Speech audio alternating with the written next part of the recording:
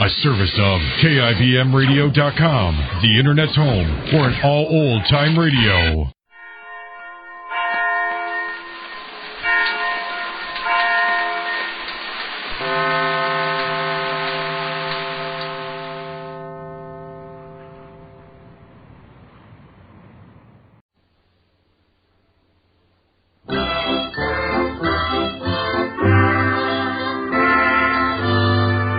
Lever Brothers Company, makers of Swan, the soap with the exclusive super creamed blend, presents Our Friend Swan with my friend Irma.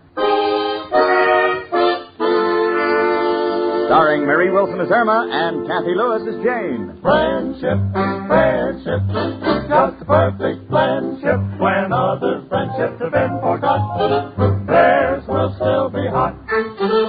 My friend Irma.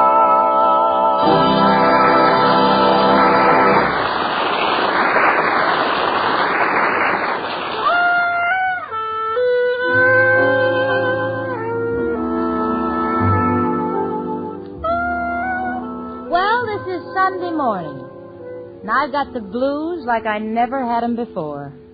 Why? Because last night we went out on a double date. Irma and Al, Richard and myself. And what is the result? Now, Richard doesn't talk to me. Al doesn't talk to Irma. The fact is, nobody talks. Except Irma. You can't stop her from talking. Jane. Yes, honey? I didn't mean to start the fight last night. Well, you had no business insulting Richard that way. When he said his folks came over on the Mayflower, you had no right to turn to Mrs. Rhinelander and ask her how she enjoyed the trip. I'm sorry.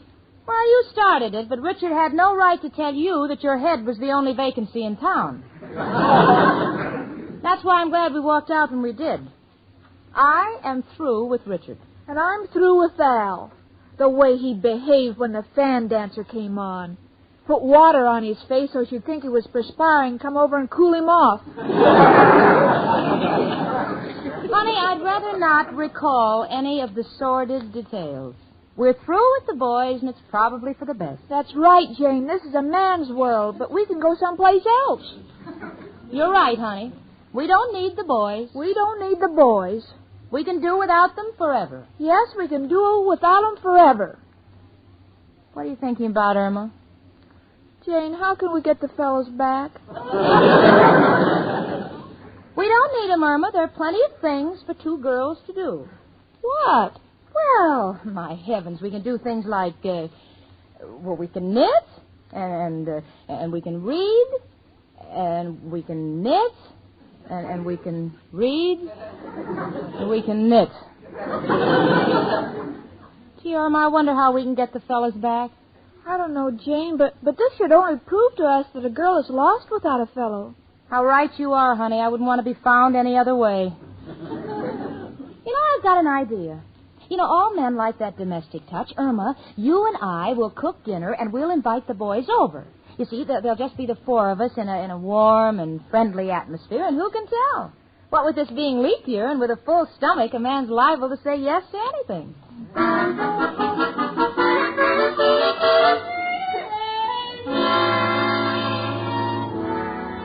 Well, we called the boys, and they're coming over. Now, Irma and I are preparing dinner, and Irma is her usual talented self in the kitchen. She has baked an apple pie, and it's perfect, except for one slight error. She forgot to put the apples in it. So now she's panicky, so she's cut slits in the crust, and she's trying to slip in the apples with a pair of tweezers. Oh, really? Irma? Yes, Jane? Forget the pie, will you, sweetie? It's a total loss. We'll serve the cake I baked. All right, I'll get it off the fire escape. The fire escape? What's my cake doing out there? Well, Al likes icing, so I poured some water on it and set it out to freeze.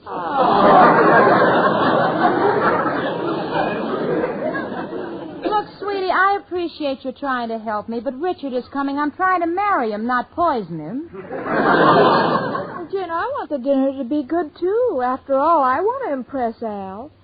Spring is coming, and in the spring, a young man's fancy turns. Yeah? And when it turns, I want it facing me.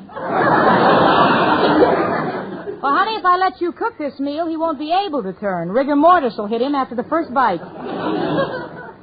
Suppose you make the cocktails, huh? Some Manhattans or Old Fannies? Come in. It's only me, Professor Kropotkin. Hello, Janie and Irma, my two little baby carriages. One with a fancy top, one a little buggy. Why, Professor. Excuse me, a little joke I picked up from a nursemaid. My, what smells so good? Such a delicate aroma could only come from one thing, Hungarian goulash. It's pot roast.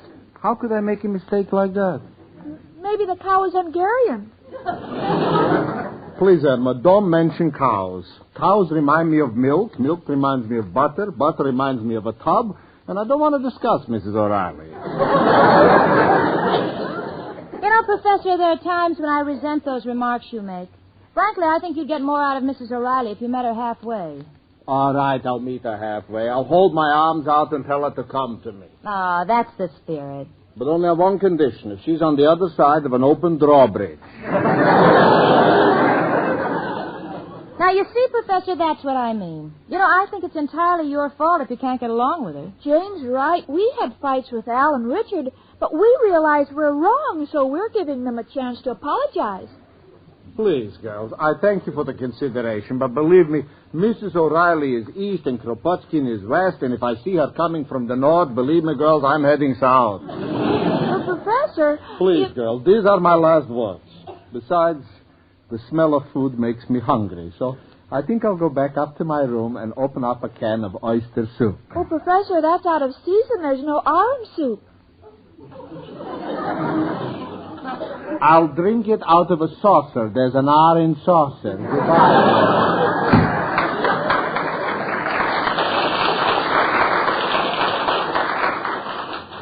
Oh, isn't it a pity, Jane?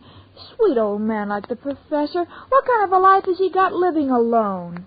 He has to go up to a lonely room and eat from a can by himself. Yeah. It is sad, honey. There's nothing as pitiful as a lonely person. And I don't want us to end up that way. That's why we're giving this little dinner party for the boys tonight. Gee, I wonder why the Professor hasn't gotten married in all these years. Oh, I don't know. Maybe he hasn't found the right person. Yes, or maybe he can't get his father's permission. Irma, hand me the flour sifter. The flour sifter? Yeah, you know, that shiny can with the little holes on the bottom. Oh, that. I threw it out because it leaked. Oh. Grand. I'm glad we haven't any screens in this place. You throw them out because you let the air in. Come in. Hello, girls. Mind if I drop in for a minute? Oh, not at all, Mrs. O'Reilly. You'll have to excuse us, though. You see, we're just getting dinner ready. Sit down. Thank you. Oh, girls, I get the blues so badly, especially on Sunday. You don't know how lonely an old widow can be. So let me give you a bit of advice. When you get married, always treat your husbands kindly. If you don't, they get even with you. They die, the cowards. Well, Mrs. O'Reilly, you know, you're still, shall we say, young. Well, that's true. But my beauty's all slowly fading. At night I have to use all sorts of creams and Max Factor's makeup. Have you noticed any difference? I haven't, but the professor says I'm getting to look more like Max every day. Girls, believe me, the professor is a miserable-tempered man. Well, Mrs. O'Reilly, you know, I think it's your fault. You won't meet him halfway. And he's even willing to meet you on a drawbridge. Irma. You know, Mrs. O'Reilly, you've got to understand that the professor is a very lonely man. He's alone in the world, and I don't want to interfere, but that room of his is, well... Now, Janie, that's not my fault. I try to do my best, the best I can in his room. Why, only yesterday I brought up some white sheets for him. But the man's an ingrate, because now he says he wants a bed. Well, he's probably tired of sleeping on that studio couch. You know, the professor has a lot of pride. But underneath it all, he's a very sensitive and warm-hearted person. Oh, I guess you're right, Jane. You know, there are times when I think he likes me because he flirts with me.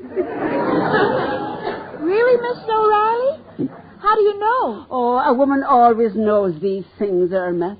One time when I was on top of the roof, leaning over, fixing the clothesline, he nudged me playfully.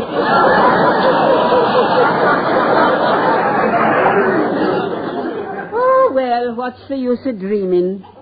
I think I'll just go back to my room and throw rocks at me hope chest.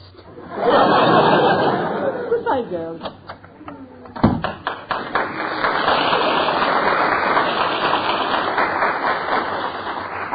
Oh, gee, Jane, I feel sad all over again. Why, honey? Oh, the professor and Mrs. O'Reilly are both so lonely. Wouldn't it be wonderful if tonight at dinner when we get our fellows back, we could get them together, too? Then we can kill 6 birds with one dinner. The way you're cooking, honey, you can get 8-to-1 odds anyplace. Besides, you know, Irma, they don't get along. I don't think the professor and Mrs. O'Reilly can even sit in the same room without our having to call the police. Come in. Flowers for Jane Stacy. That's me. Oh, here you are, boy. Thanks, lady. Oh, gee. Oh, Irma, they're from Richard. Oh, aren't they beautiful? And here's a card. Oh, now, isn't this sweet? It says, we'll never quarrel again. I'm looking forward to dinner tonight. Love, Richard. Wasn't that thoughtful of him? Oh, yes. I wonder what Al will bring. Probably some wax paper, so what he can't eat, he can take home. Please, Jane, you shouldn't pick on Al like that. Someday he's going to be a big man. Honey, he couldn't be a big man if he was wearing stilts. That boyfriend of yours has more angles than a 4-way cold tablet. Come in. Hello, Jane. Hi, chicken. Hello, Al. Here, chicken. Candy for you. Oh, look, Jane, a box of assorted chocolates. Really? Let's see. 3 peanut bars, 1 old Nick, 2 packages of Lifesavers. Wow, this is quite a present, Diamond Jim. Dangerous work. I shook that candy machine till I was blue in the face. Oh, Jane, look, here's a card from Al. Oh, Al, I could kiss you for this. Card? What does it say? Love is a path between 2 hearts from which we have never swerved. So say those words I've longed to hear. Darling, dinner is served. Oh, gee, Jane, isn't he another Longfellow? Yeah, but Longfellow wrote from suffering. Al writes from hunger. Oh, don't talk about Al that way, Jane. Al, did that job come through with Craig Oil? No, chicken, but got him interested in a great deal. It's a derrick with a Ferris wheel attached. So if you don't strike oil, you can open an amusement park. Oh, Al, that sounds wonderful. You see what hidden talents he has, Jane? Hidden. They should be exiled. Oh, gee, Jane, isn't it wonderful? Now I've got Al back and you've got Richard back. Oh, but I'm still not happy. Now what's the matter, honey? Oh, I keep thinking of the professor and Mrs. O'Reilly. I can't be happy if I know other people are unhappy. Well, but, honey, what can we do about it? Well, I've got a plan. No, wait a minute, Irma. No, Jim, I'll be right back. Oh, Hey, what do you think Chicken is up to? I don't know, Al, but I'm afraid she's out on a mercy errand. She's probably going to try to get Professor Kropotkin and Mrs. O'Reilly down here together. Oh, she ain't got a chance. You know, although Chicken's got a great heart, I don't think she's got much tact. Do you, Jane? Well, I'll put it this way, Al. If Irma had been a diplomat during the Civil War, not only would the North have fought the South, but the East would have slugged it out with the West. Al, will you keep an eye on the pot roast while I get the phone, huh? Hello? Oh, hello, Richard. Oh, your flowers were just beautiful. Yeah, dinner will be at 7. We're having a pot roast. And if Irma accomplishes what I think she's trying to do, we may have the police for dessert. I'll explain it all to you when I see you. Goodbye, Richard. How's the roast, Al? Fine. Never tasted anything better. Oh, Al. All I wanted you to do was just to watch Well, Gene, I did it. It's all fixed.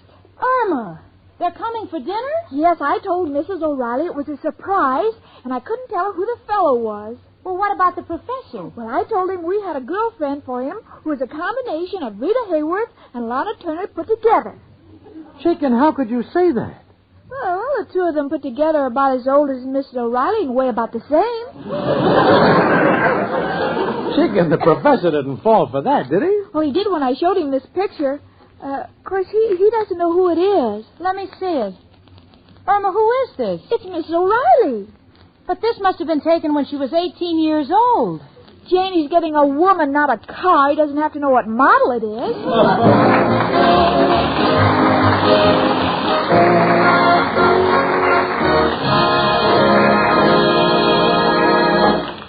And now Susie Swan sings to us. Listen. My advice, says Susie, you like this brand new kind of lather, so be choosy. Swan gives you beauty lather rich as cream. Your skin stays soft as any dream, and fresh as dew. I Swan, do you? Says Susie. Say, that's what I call real beauty expert advice, Susie Swan. Yes, Swan is a perfect bath soap. Because thanks to Swan's exclusive super creamed blend, Swan gives you a wonderful new kind of beauty lather for your bath. Rich, creamy lather that smooths onto your skin more softly than you ever dreamed possible. And yet, this gentle Swan lather cleanses so thoroughly, your skin fairly glows.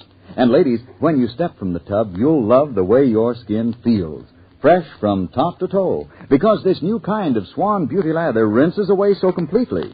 It's true. Swan's exclusive super creamed blend gives you a wonderful new kind of beauty lather. So from now on, make Swan soap your regular bath soap. Well,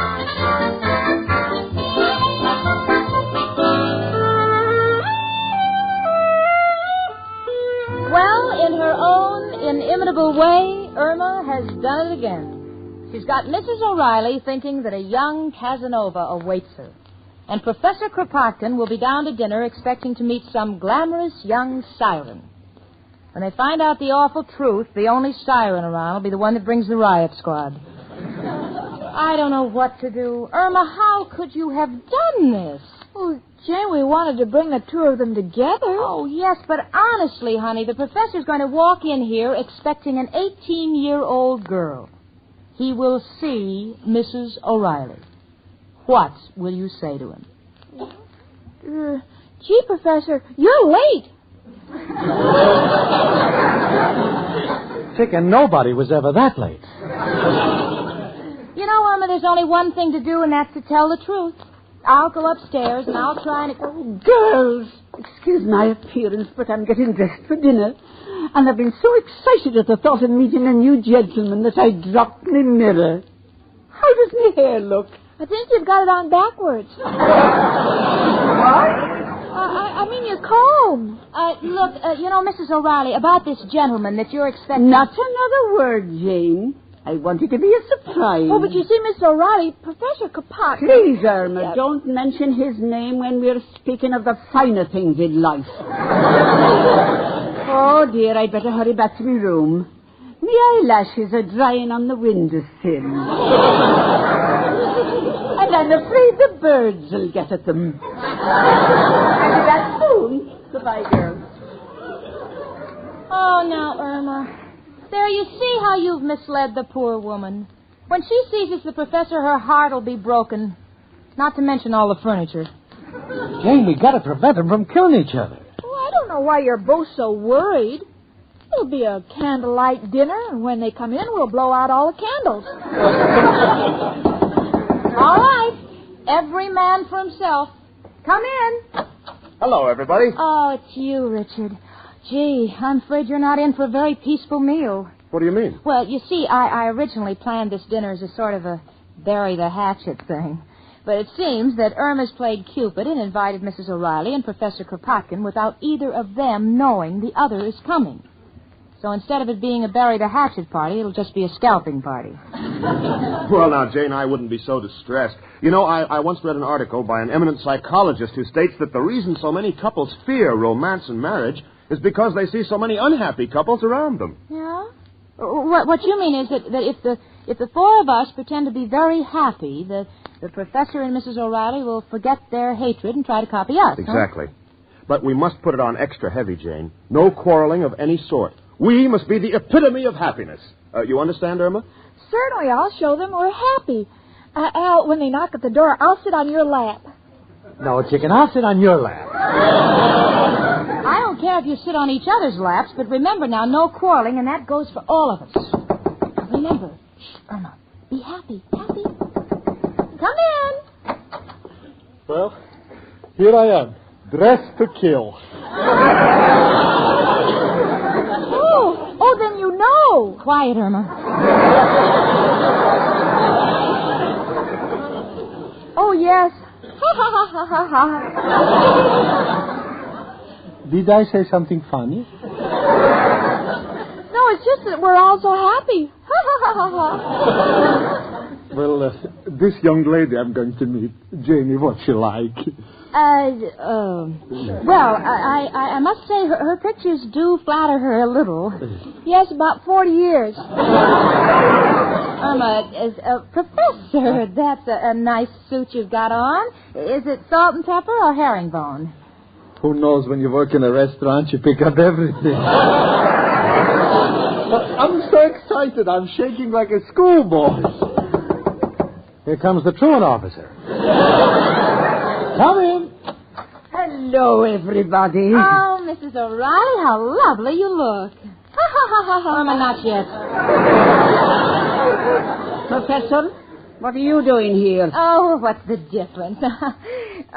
Richard, my sweet, it's nice to see your smiling face before me. Happy, dear? I do nothing but smile when I'm with you, beloved. Right, Al? Oh, indeed. I have never known such happiness since I met Chicken. Every time I look at her, I laugh. Yes. Well, shall we all have dinner? Oh, yes, just as soon as the young lady... Hold it. What's the matter? I'm getting a little sick. Richard is for Jane. Al is for Irma.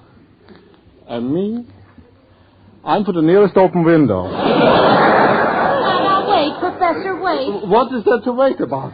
Irma. What, Professor? That picture of that girl you showed me. That was Mrs. O'Reilly taken 40 years ago.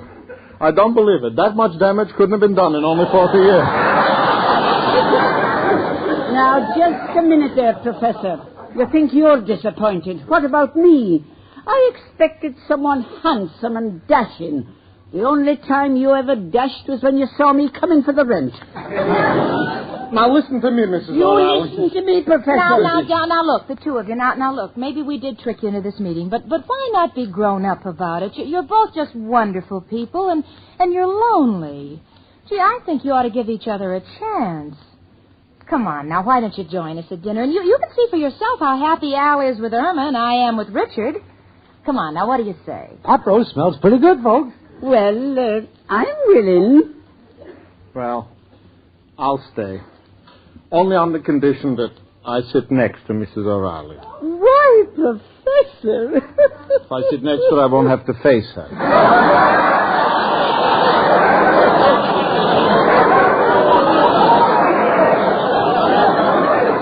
Well, come on now, everybody. Dinner is served.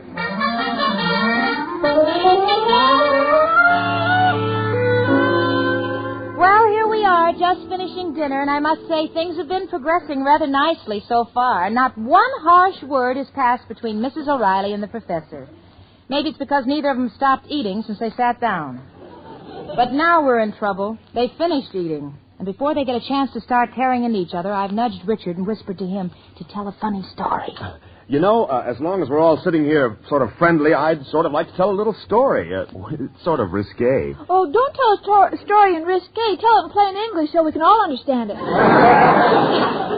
Irma, why do you always butt in when Richard wants to talk? Go ahead, Richard. Chicken, are you going to let Jane talk to you like that? Well, as I was saying... Irma, will you please be quiet, please? We'd like to hear what Richard has to say. Well, as I was saying... Why does Richard have to talk? Maybe my Al has a funny story. Thank you, Chicken. Now, Irma, this fellow Richard has was... started. Let him finish. Thank you, Jane. Well, now, it Wait seems... a minute. What's wrong with my stories? I know funnier ones than he does. Yes. That's a good one, Al. I haven't told it yet. Irma Peterson, now this is your last warning. You keep still or Now, just a minute, Jane. Nobody talks to Irma like that when I'm around. You get smart with her and Oh, wait a minute, Al. Don't talk to Jane that way. Stay out of this, Richard. I can handle it myself. Jane, I wish you'd stop telling everybody what to do. That's telling her, chicken. She's always picking on you. No, she's not. Well, she does pick on you, Irma. I think it's for your own good. Richard Rhinelander, I'm perfectly capable of handling my own arguments. This is a personal affair. Please stay out of it. All right, Jane, if that's the way you feel about it, goodbye. Probably heard the story anyway. Oh, that Richard's a sorehead. Al, that's no way to talk about Richard after all. You're not his girlfriend. Oh, keep quiet, Irma. Jane, you can't talk to my girl that way. Al, mind your own business. Okay, I will. Goodbye. Jane, this is all your fault. You made Al leave. I made him leave. Irma, sometimes I think you're the most ridiculous girl in the world. Goodbye.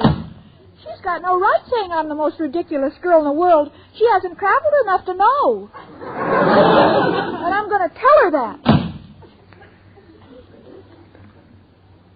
Mrs. O'Reilly. Yes, Professor?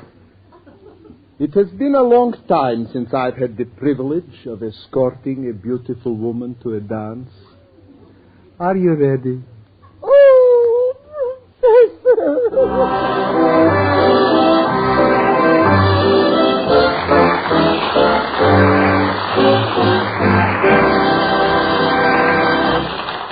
Folks, we'll announce more top winners of the $100,000 Lever Fur contest in just a moment. But first, here's a special word to all the ladies listening.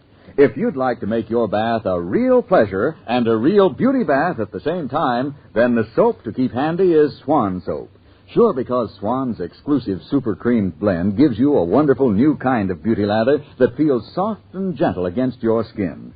Luscious Swan beauty lather that cleanses so thoroughly, then rinses away so completely, your skin is left feeling beautifully smooth and fresh when you step from the tub. Yes, from now on, make your bath a real beauty bath with Swan Soap's wonderful super creamed beauty lather.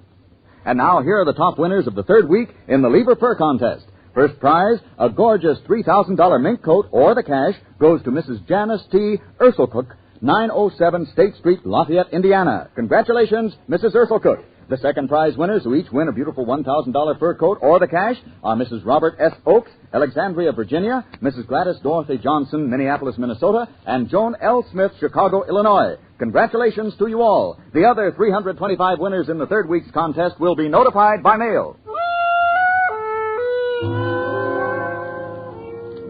Well, we're all friends again, thanks to Mrs. O'Reilly and Professor Kropotkin, who gave a dinner for all of us tonight.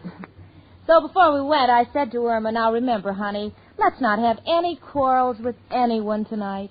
Just agree with everything the fellas say. And Irma took me literally. In fact, Richard said he thought if he took another bite, he'd choke to death, and Irma said, oh, if that'll make you happy, I'm in favor of it. Me, Jane Stacy, I don't know if I'm happy or not, but I'm in favor of my friend Irma.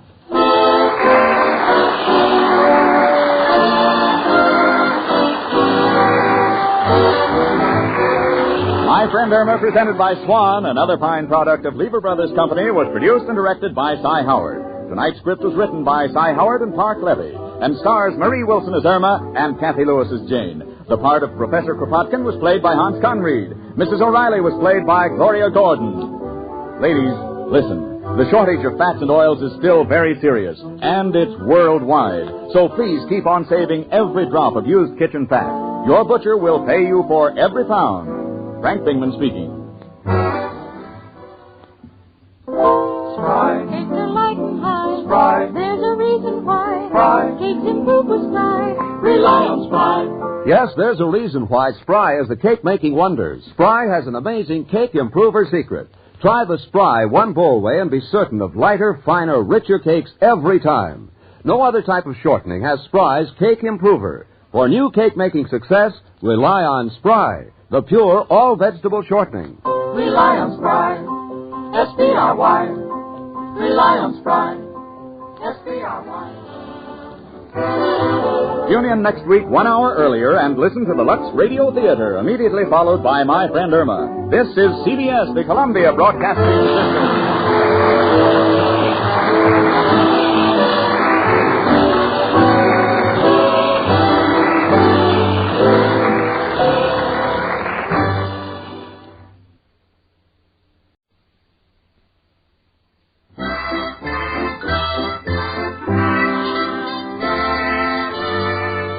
Lever Brothers Company, makers of Swan, the soap with the exclusive super creamed blend, presents Our Friend Swan. With My Friend Irma. Starring Mary Wilson as Irma and Kathy Lewis as Jane. Friendship, friendship, just a perfect friendship. When other friendships have been forgot, theirs will still be hot. My friend Irma.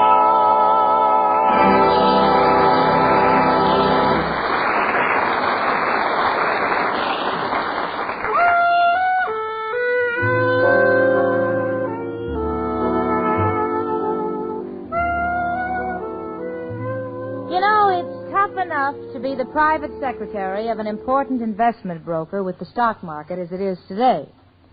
And it's maddening enough to go from Wall Street home to West 73rd Street on that murderous subway. But that is comparative ecstasy to what greets me when I open the door to our apartment and see my beloved roommate, Irma Peterson, standing in the room with a bottle of whiskey in her hand, pouring it on the geraniums. So I say, Irma, why would you pour whiskey on the geraniums? And Irma said, Jane, the florist said flowers live longer if they're potted.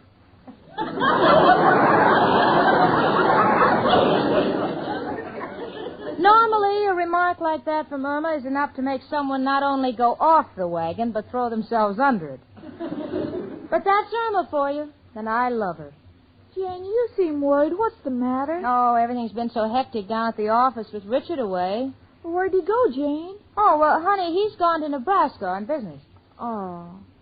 Jane, what shall we have for dinner tonight? A big juicy steak or a can of sardines? What do you think, Jane? Jane, you're not listening to me. Huh? Oh, I'm sorry, honey. I guess my mind was in Nebraska. Well, at least you know where it is. My boss says I've lost mine. Jane, why did Richard go to Nebraska? Well, honey, he's an investment broker, and with the market the way it is, he wants to get some first-hand information on the availability of farm machinery, you know. You see, Nebraska is the center of the wheat belt, the wheat fields, and the grain elevators. Oh, they keep the grain in elevators? No wonder the market keeps going up and down. No, sweetie, it's not that kind of an elevator. Irma, you ought to know about grain. You were born on a farm in Minnesota. Well, ours was a dairy farm. We just had cows. Jerseys and Holsteins and Guernseys. I remember I always wanted my father to buy a Swiss cow because I love that cheese with the holes in it. Yeah, honey. You probably wanted to keep a cow in a small bungalow so you could have cottage cheese. Hello? Long distance? Yes, operator. This is Jane Stacy. What? Nebraska calling? Thank you. Irma, it's Richard. He's calling me from Nebraska. Nebraska? Oh, gee, what a wonderful state. The home of the Idaho potato. Irma, please. Hello, Richard. Oh, yes, it's nice to hear your voice, too. What? Howard Teichman. Yeah, of course I know him. He's one of your best clients. He's on his yacht, anchored in Long Island Sound, and you can't reach him. Well, what do you want me to do? Will you please get off the line? No, not you, Richard. No, it's the other party on my line. They're always cutting in. We have a party line. Yeah. Now, what were you saying? What? Oh, lady, please. I'm talking long distance. I can't help it if your teeth fell down the drain. I was on the phone first. Just a second, Richard. I better write it down. Irma, get a pencil. Take this down, huh? All right, Jane. Go ahead, Richard. Go ahead. What's that? You'll call me back at 7 o'clock tonight to tell me whether Mr. Teichman is to buy or sell farm machinery. Yeah? Oh, yes, I know how important it is, Richard. Well, don't worry, dear. I'll get to him on his yacht if I have to swim out to him and back. Oh, I sure do. I certainly miss you. No, not you, lady. Oh, Richard, I'd better hang up. This party line's just driving me crazy. I'll be waiting for your call at 7. Bye. Oh, honestly, these party lines. I might as well try to carry on a conversation in Madison Square Garden. It's really beyond endurance. Irma, we've got to get a private line. Well, Al says it's very hard to get a new phone today. He says they won't give you one unless you're a bookie. Al is ridiculous. There must be some way we can get a private line. Come in. It's only me, Professor Kropotkin. Hello, Janie and Irma, my two little rabbits. One a little Easter bunny, the other a little Bugs bunny. Why, Professor. Excuse me, a little joke I thought up for the coming holidays.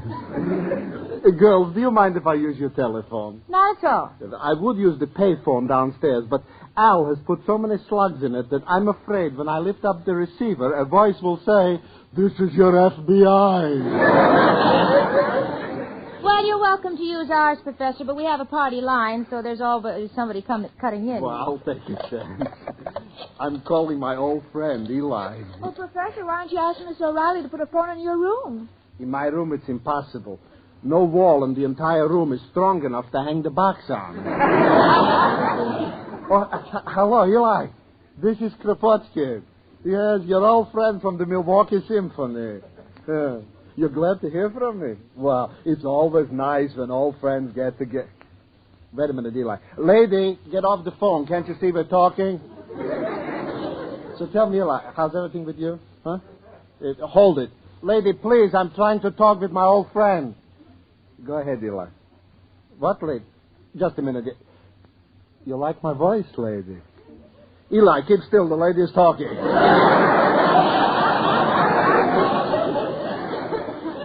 What, lady? Well, thank you. I like your voice, too. Eli, please get off the line. Go ahead, lady. I think you hung up. Now, what are you saying? Tonight? I don't know. What time? Eli, is that you again? For goodness sakes, get up. This is not Eli. This is the lady's husband. Sorry, wrong number. Jenny, you're right. These party lines are terrible. Everybody's always butting in. I know. What can I do about it?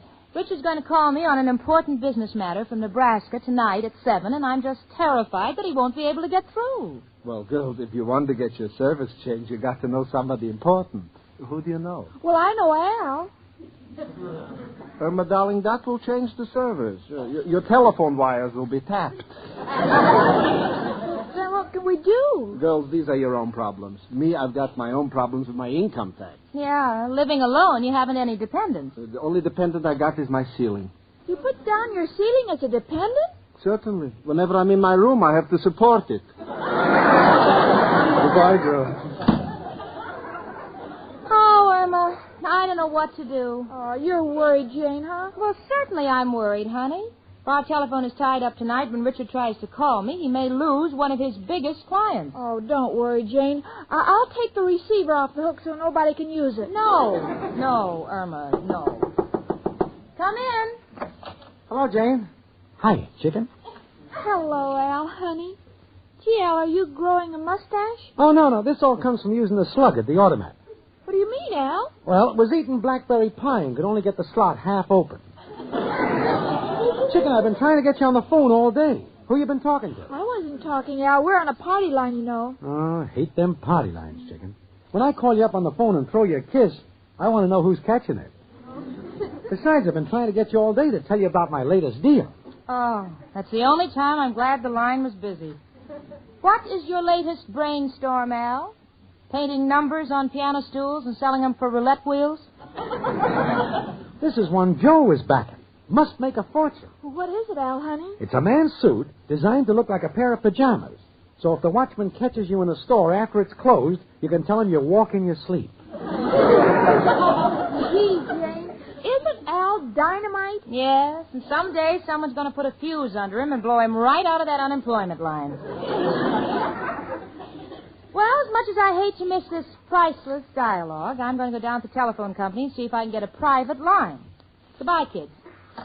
Why does she want a private line? Well, our phone is always busy, and Jen is especially worried because tonight she's expecting an important business call from Richard in Nebraska. Well, chicken, she ain't got a chance to get a private phone. Why not, Al? Doesn't know the angles. When you're dealing with a big corporation, you got to throw your weight around. Threaten them. How, Al? Chicken, if you want to know how to deal with a telephone company, there's only one man who can help us. Who, Al? Who else but... Hello, Joe? Got a problem. Irma is having a little trouble with her telephone. Understand you know a couple of collectors with the company. Yeah, you know, those guys who go around taking the money out of the pay stations. Huh? They don't work for the company, they work for you. Well, Joe, how did you get your phone?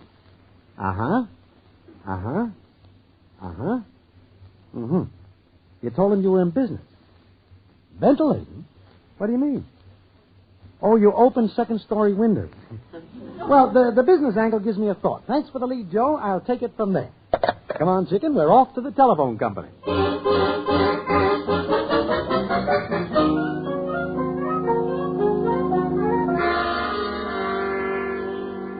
Well, Miss Stacy, let me see. Your phone number is Hilltop 5829. Yes, that's right. Now, the telephone company understands your problem and would like to give you a private wire, but we're short of equipment. Oh, no. Of course, if it was an emergency, a case of illness... Well, you see, I live with Irma Peterson. Oh, is there anything wrong with Miss Peterson? You have no idea. I mean,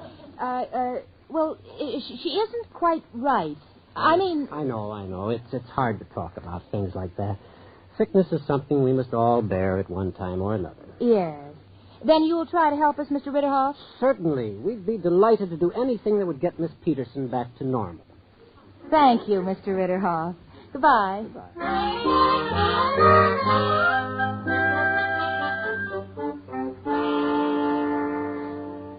Well, chicken, here we are. Telephone company. Let's go in. The man you have to see is Mr. Ritterhoff. But, Al, I don't know what to tell him. Oh, just tell him you're in business. But with people breaking in on your telephone line, the customers get mad and hang up. As a result, your business is dropping off. Got it? Got it. Let's have it back once just to play safe. I'm in business hanging customers, but with people breaking the line, my customers drop off. Hold it. Just take your time. Come on. Yes, folks, what can I do for you? I'd like to have a private line. Mm-hmm. What's your telephone number? A Hilltop 5829. Hilltop 5829. Are you by any chance Irma Peterson? Yes, I'm Irma Peterson, and I'd like to have a private line right away, please. Do you live with Miss Jane Stacy? Yes. Why? I thought you were sick. That's ridiculous. I never felt better in my life. Oh. You see, Mr. Ritterhoff, Miss Peterson here is in business. I see. What kind of business? She's a mannequin. That's right. I do impersonation. No. What's going on here? Mr. Ritterhoff, I may not weigh much, but I'd like to throw my weight around. I beg your pardon? Either you give us a private line or we take our business elsewhere. Well, miss, that's the way you want it. The telephone company doesn't want to stand in the way of a great impersonator. You may consider your telephone disconnected as of now. The reason? Misrepresentation. Good day. Well, didn't I tell him? Tell him. Chicken, they're taking the phone out. Now, how will Richard be able to talk to Jane at 7? Well, Al, I'm not a genius. I can't solve everybody's problems at once.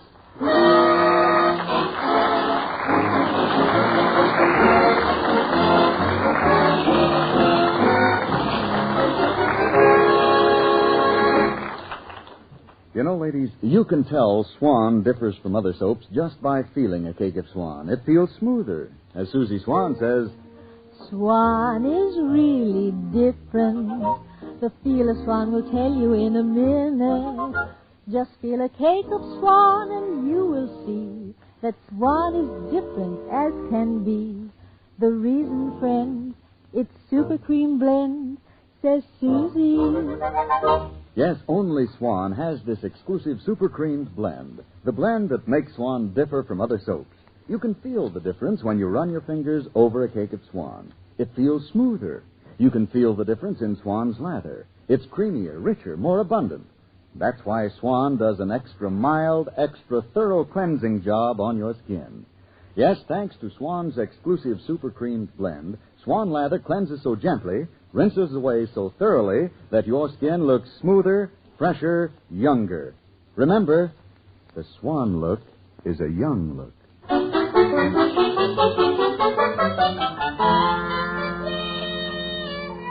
Well, it's almost 7, and I'm waiting here by the phone for Richard's call from Nebraska. Al and Irma are both here, and I don't like the way they're acting. Especially Irma. She has that same expression she had on her face the day she sold my leopard coat for $1 because the man told her that leopards were often known to turn on their masters. Irma. Yes, Jane? You're acting very strangely. Is something wrong? No, Jane. Why are you so silent? Well, you know, Jane, silence is golden. Yes? And we want to save up so we can get married. Well, whatever the two of you are up to, when Richard calls, I don't want any talking. Don't worry, you won't hear a sound. Of course we'll be quiet, Jane. We realize how important this call is. Yeah, just so you know, Al. Well, I guess I'll go in the bathroom and wash up. You call me, honey, if the phone rings. Gee, what shall we do? I wonder if they cut the phone off yet. Chicken, don't use the word phone. Jane might hear. Refer to it as Louis. I'll know what you mean. All right, Al. Al, will you lift Louis's head up and see if he's still alive? Just what I intended to do, Chicken. Al, I told you to stay off the phone. Only be a second. Hello? What, Sam? You don't say. Oh, that's too bad. Goodbye.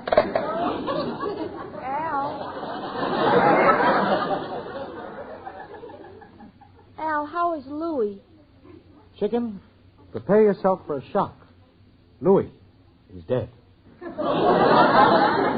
You'll never hear his golden voice again. Oh, Al, what do we do? Irma, who is this Louis? Just an old friend. Go back to your washing, Jane. Well, all right, Al, but stay off the phone now. Call me if it rings. Oh, Al, now Jane will find out the phone is disconnected. Maybe I'll have to tell her. No, Chicken, that phone has a long cord. She'll strangle the two of us.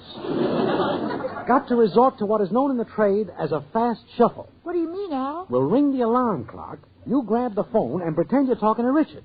When Jane comes out, you hang up and give her the message.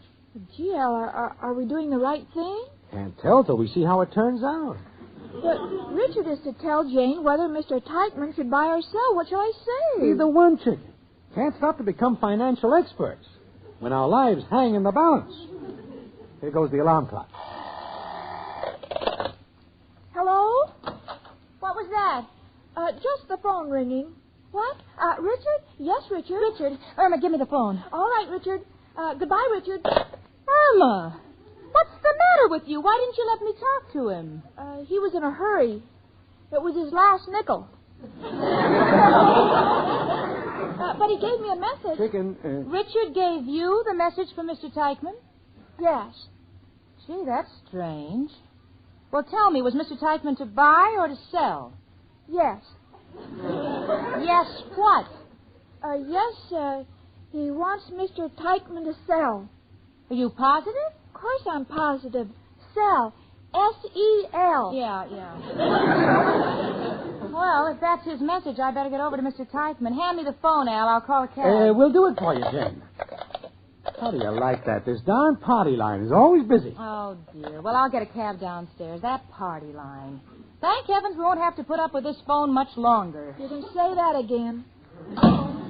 Well, Chicken, are you a little proud of the way I got us out of that spot? Oh, but Al, Jane will try the phone sooner or later. Well, what can we do? But maybe I can snip the cord with a pair of scissors. Then I can tell Jane the operator is cut off. No, Chicken. Well, maybe we can hang it out of the window. Jane always wanted an extension phone. Forget it, Chicken. We have survived the crisis. So long as Jane doesn't find out tonight, tomorrow morning you can apologize to the phone company and they'll restore the service, and Jane will never be the wiser. Oh, Al, you're so wonderful. You put so much confidence in my mind that it makes my head feel like the Rock of Gibraltar.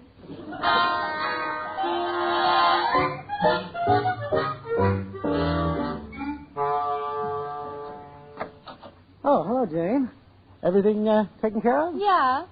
Yeah, I saw Mr. Teichman on his yacht. Of course, he's a little surprised that Richard wants him to sell, but he's given orders to unload. He just left on an overnight cruise. Well, that takes care of that. Jane, how about going with Chicken and I to a movie tonight? On me. On you? Well, sure. Things look pretty good. You know, March is a long month. I get 5 unemployment checks. All right, Al. Come in. Excuse me for bothering you so late, girls, but I've got a terrible toothache. Oh, that's too bad, Professor. Oh, that Mrs. O'Reilly. I never should have made up with her. Tonight she had to bake me an angel cake. I think she left the heart in it. Janie, could I please use your phone to call the dentist? Certainly. You can't talk, Professor. You got a sore tooth. I'll get it for you. Oh, thank you, Al. Circle 8884. Right.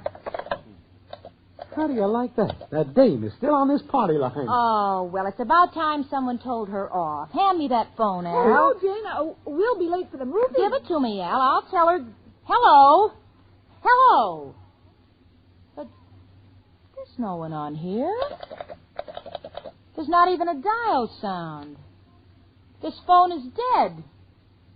How do you like that? The dame talked the life right out of it. Poor Louis. You quiet, chicken. I can't understand this. Come in. Telegram for Miss Stacy. Oh, yes. I'll take it. Here you are, boy. Thank you, miss. Yeah. I wonder who it's from. Hey, it's from Richard. Unable to reach you. Phone company says your phone has been disconnected since 3 o'clock. Imperative you notify Teichman to buy. To buy? Oh, Irma. Irma, Al, don't you dare move. I think I'll go to the dentist. A sight like this I can't take without Novocaine. Irma Peterson. Al, how could you do a thing like this to me? To Richard? To an innocent man like Mr. Teichman who will lose a fortune? Oh, we didn't mean it, Jane. You see, we went down to the phone company, and I started to throw my weight around, but I didn't know it would land on you. Oh, Irma. Well, gee, it's just one of those things, Jane. After all, it's human nature for people to make mistakes, and Chicken and me, we're always going back to nature. Good night, Al. Good night. Good night, Chicken. I'm sorry, Jane. You're always sorry. You were sorry when you cut a hole in my coat so the moths could fly out. You were sorry the time you put fly paper on the chair because I said I wanted Richard to stick around. You were sorry the time you put Paris green in the candy because St. Patrick's Day was coming. You're always sorry. Now it's too late. I'll be fired in the morning and all on account of you. Good night, Irma. Don't ever speak to me again. Good night, Jane. Good night, Jane. Oh, she's mad at me.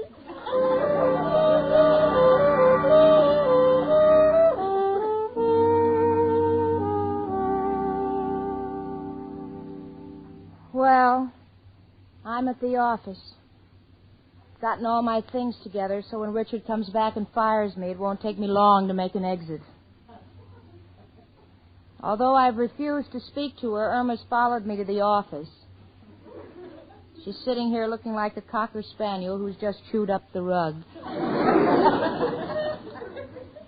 Jane, I'm sorry. Will you ever forgive me? Irma Peterson. Miss Stacy, Where's Mr. Rhinelander? Oh, well, you see, Mr. Teichman, Mr. Rhinelander's in Nebraska, but he thought... I know how he thought. He outthinks everybody. Yes, but... Everybody bought, but he was the only one who sold. I made a fortune. You made... It was a lucky day for me when I went with the Rhinelander Investment Company. Well, I'll see him later. I'm off to trade in my yacht. Who knows? I may even negotiate for the Queen Mary. I've made a killing. Goodbye.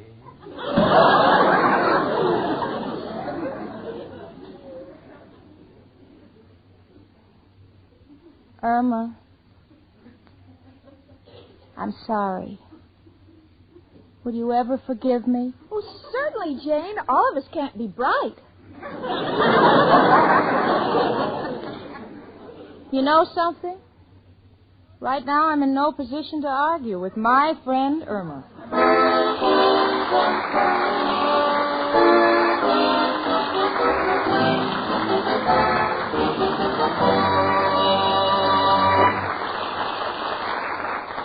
Folks, in just a moment, I'm going to tell you the names of more big winners in the $100,000 Lever Fur Contest.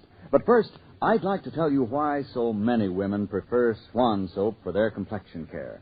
It's because Swan alone has that wonderful super creamed blend. Why, even the way a cake of Swan feels tells you that it differs from other soaps. Swan has an extra smoothness you can actually feel in the cake itself. You can feel the difference in the lather, too. Swan's lather feels richer, creamier. And Swan's super creamed blend makes that Swan lather rinse away so completely that your skin glows with freshness and life. It's left softer, smoother, younger. No wonder the Swan look is a young look. And now the top winners in the fourth week of the Big Lever Fur Contest. First prize, Mrs. E.H. Turnock of 5721 Elwood Street, Pittsburgh, Pennsylvania. You win a gorgeous $3,000 mink coat or the cash. Congratulations, Mrs. Turnock. The second prize winners are Mrs. A.J. McCracken, 1216 Elm Street, Cambridge, Ohio, Mrs. Gladys Carr, Edgewater, Maryland, Mrs. Fred B. Hooper, 135 South Grove, Albany, New York. You each win a luxurious $1,000 fur coat or the cash.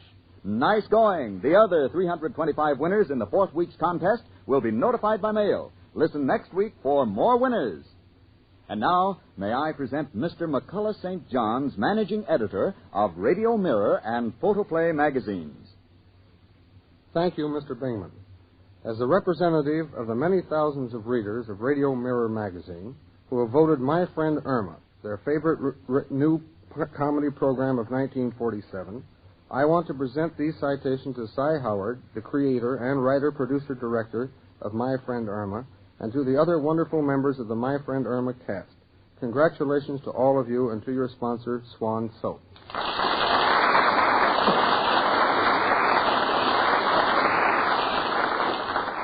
Thank you very much, Mr. St. John. We are indeed happy that our friend Irma has such a loyal following.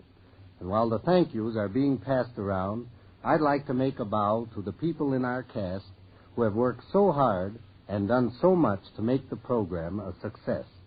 My personal thanks go to Marie Wilson and Kathy Lewis, our lovely stars, to Hans Conried, John Brown, Leif Erickson, Gloria Gordon, and Lud Gluskin for his wonderful music. And a special thank you to Park Levy, my writer colleague.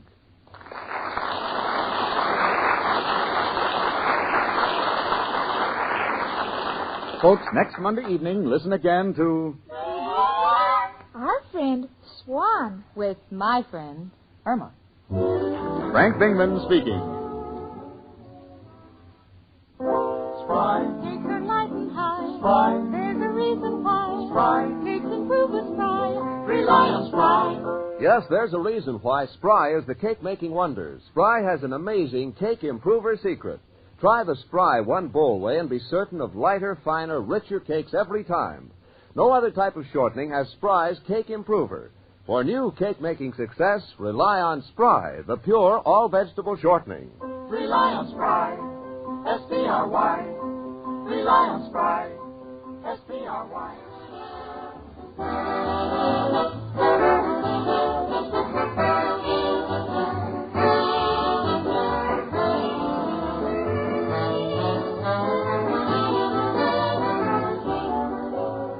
My My Friend Irma, presented by Swan, another fine product of Lever Brothers Company, was produced and directed by Cy Howard. Tonight's script was written by Cy Howard and Park Levy. Tune in next week 1 hour earlier and listen to the Lux Radio Theater, immediately followed by My Friend Irma. This is CBS, the Columbia Broadcasting System.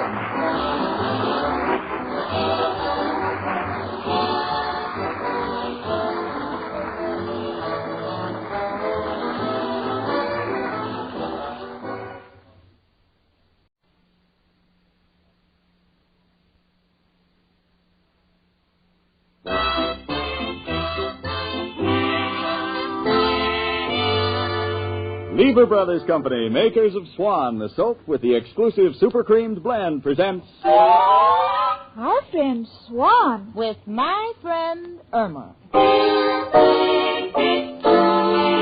Starring Marie Wilson as Irma and Kathy Lewis as Jane. Friendship, friendship, just a perfect friendship. When other friendships have been forgot, theirs will still be hot.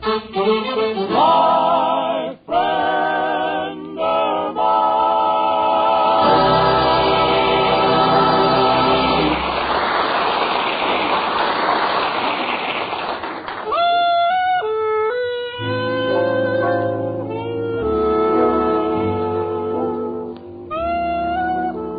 You know, they say there's an explanation for everything.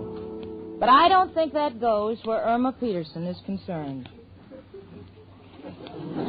Why do I say that?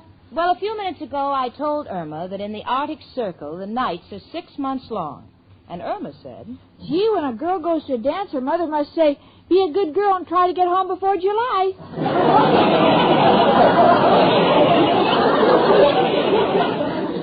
Normally those things jolt me, but tonight I'm too busy addressing a stack of envelopes for Richard to waste any time trying to straighten Irma out. Jane, who are you writing to? No one we know, honey. You see, Richard is greatly interested in the primary elections, and he's coming here with a stack of election circulars he wants me to mail. Circulars? Yeah, you know, there's a picture of the man, and underneath it is a description of what he's done.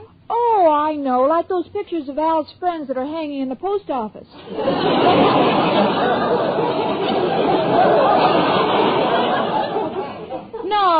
No, this is a different kind of circular. You see, these men hold offices. They don't hold them up. Come in. Well, here they are, Jane. Hello, Irma. Hello, Richard. I'll take the circulars, Richard.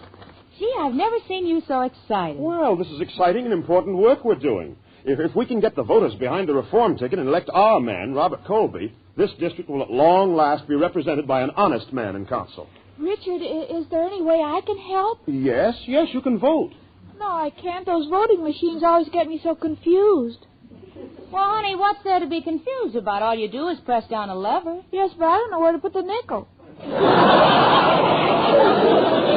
I'll explain it to you later, Irma. Richard, is there anything else I can do for you? No, just get the circulars out. I'm going down to headquarters and keep things moving. Oh, and keep spreading the word around. Colby for councilman. All right, Richard. See you later. Jane. What, sweetie? Isn't there any way I can help in the election? No, honey. Electioneering is important work. It takes the toil of endless hours. Well, that's why I want to help. What good is women's suffrage if I don't get a chance to suffer? Get it, will you, honey? I'm busy. Hello? Who is this? Joe? No, Joe, Al isn't here yet. Huh? You have a job for him? Oh, Joe, you're early. April Fool is 10 days off. Oh, you're serious? Well, I'll tell him to call you. Goodbye. What do you think, Jane? Joe has a job for Al. How do you like that? His best friend turning on him after all these years.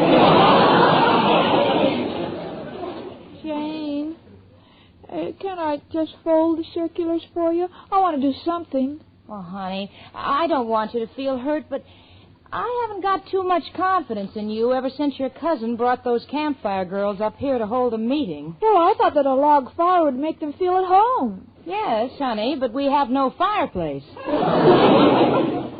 Well, everybody makes mistakes. Yeah, I know, Irma, but you don't use judgment. Now, honey, look at your shoes. You paid $12 for a pair of $5 shoes. Why don't you shop around? In the future, I will. Well, look, honey, if you really want to help me, you can run down to the post office and get me 100 3-cent stamps. All right, Jane, and don't worry, I won't buy at the first post office I see. I'm going to shop around. Oh, come in. It's only me, Professor Kropotkin. Hello, Janie and Irma, my two little cottages. One with a clinging vine, one with an empty attic. Kropotkin, a man like you should have been a comedian. Janie, darling, could I borrow, please, your dark glasses? Surely, why? Well, if you'll excuse the expression, I'm taking Mrs. O'Reilly out tonight. Oh, now, Professor, don't try to kid us. We know you're falling more in love with her every day. Janie, when a man courts his landlady, this is not love. This is known as taking the bull by the horn. Those aren't horns. That's the way Miss O'Reilly combs her hair. Oh, hold it, will you, the two of you? I've got to get these circulars out for Richard. Irma, will you please hurry to the post office? All right, Jane. Now, honey, you know what to get. Yes, a $3 stamp. No, 100 3-cent stamps. Now, here, I'll write it down, sweetie, and don't shop around, please. Goodbye. Janie, what's all this correspondence here? Oh, this. Well, Richard and the Reform Party are trying to get Robert Colby elected in the primary so we can get good, honest representative and throw honest Jim Blake right out of office. That I'm for. That honest Jim is such a crook, when he's campaigning, he couldn't kiss a baby without stealing the diaper pin. Well, that's why we're all working so hard to get Colby in office. You know, Professor, you could help. You tell all the customers at the Gypsy Tea Room to vote for Colby for honest government. Well, I'll tell them, Janie, but I don't think it's going to help. Why not? After they eat at the Gypsy Tea Room, they're not thinking of good government. They're more interested in a good doctor. Tell me, Janie, is Irma helping you elect Colby? No. Then he's got the chance. Yeah. He's got to win, and honest Jim must go. Professor, how about wearing a Colby for Councilman pin? Oh, I'd be glad to. Here you are. Oh. No, Professor, not on your trousers. On your jacket. Please, Janie, I know where the pin is needed the most. But you can count on me. Goodbye. Bye. Oh, honestly, I'll never get these circulars out. Never. Hello? Who? Oh, Joe. No, Al isn't here yet. Well, you know Monday is his busy day. That's when he stands outside of the Yankee Stadium and waits for balls to come over the fence. Yeah, I'll have him call you, Joe. Come in. Hiya, Jane. Where's Chicken? Oh, she went on an errand for me, Al. You know, your friend Joe's been calling like mad all day trying to get you. That guy's uncanny. But he ain't cutting in on this deal. It's my own idea. It's a birth certificate with an adjustable calendar. For dames who are getting old. Al, will you believe me? I'm not interested. And I'd appreciate it if you'd call Joe before he wears out the phone. If Irma comes back, I'm downstairs getting some ink from Mrs. O'Reilly. Tell her, huh? Dynamic dame. Must be a thyroid condition. Well, while she's gone, must make that telephone call. And there's only one man to call. Who else but... Hello, Joe? Al, what is your problem? A job for me? Joe, what did I ever do that made you sore? No kidding. You mean I get $5,000 a year? Joe, it sounds too good to be honest. Oh, it ain't honest. It's a political job. Well, Joe, what sort of work do I do? You see, I couldn't take the taxpayers' money for nothing. Huh? I'll have an important duty to perform. I keep whales out of Central Park Lake. Joe, there ain't no whales in Central Park Lake. Oh, in an election year, you never ask questions. Well, what do I do to get the job, Joe?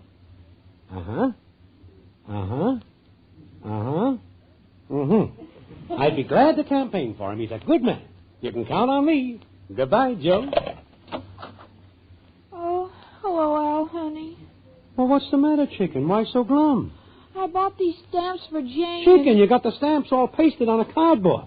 Well, the wind was blowing. I was afraid I'd lose them. Yeah, I don't know why Jane has no confidence in me. Forget it, chicken. Golden days are ahead. Before you know it, little Al will be making $5,000 a year. Oh, Al, they'll catch you and destroy your printing press. No, chicken, you know I wouldn't be a counterfeiter. This is legitimate. We got to help elect the one man who can give us clean, decent government. Who, Al? Honest Jim Blake. Oh, but Al, Jane and Richard are campaigning for Robert Colby. They say Jim Blake is a crook. Chicken, it ain't exactly being crooked. You see, politicians figure they got to get what they can while they're in office, because the public forgets them so quickly. You take President Hoover, in office 4 years, and what's his reward? Got his name on a vacuum cleaner. and Adams got his name on a hat. Lincoln is on a penny, and Wilson is on a ham. It's enough to frustrate an honest man. Oh, but the papers say Jim Blake is the most dishonest man that was ever in office. Just propaganda, chicken. Look at the things he's done for the city. Take that beautiful highway he built last year. But it cracked in 2 weeks. Well, Jim couldn't help that. Strong weeds. Well, how about that bridge he built? It fell down in 3 days. Well, honest Jim couldn't help it if the rain dissolved the cement. Besides, honey, you're looking at the bad side of him. Look at the good he's done.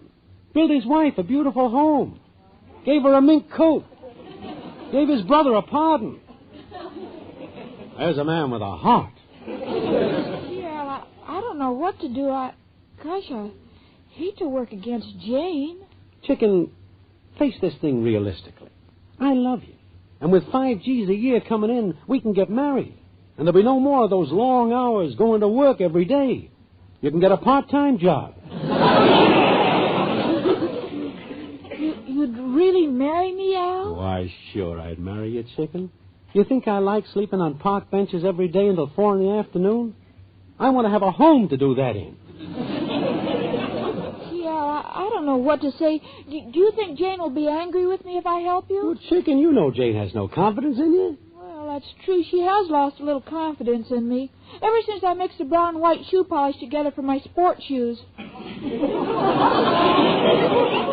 Well, what do you say, chicken? Will you help me with Honest Jim's campaign? All right, I'll do it because I know it means you'll marry me, and it'll show Jen I'm smart enough to mix in politics, too. That's the spirit, chicken. But remember, we don't let Jane know that we're working for the opposition. If they want to work for Colby, okay. We're for Blake. All right, Al. Gee, I'm so excited about you and politics. Who knows? Someday you may be governor, and I'll be your wife. Never can tell, chicken. Imagine me, a governess.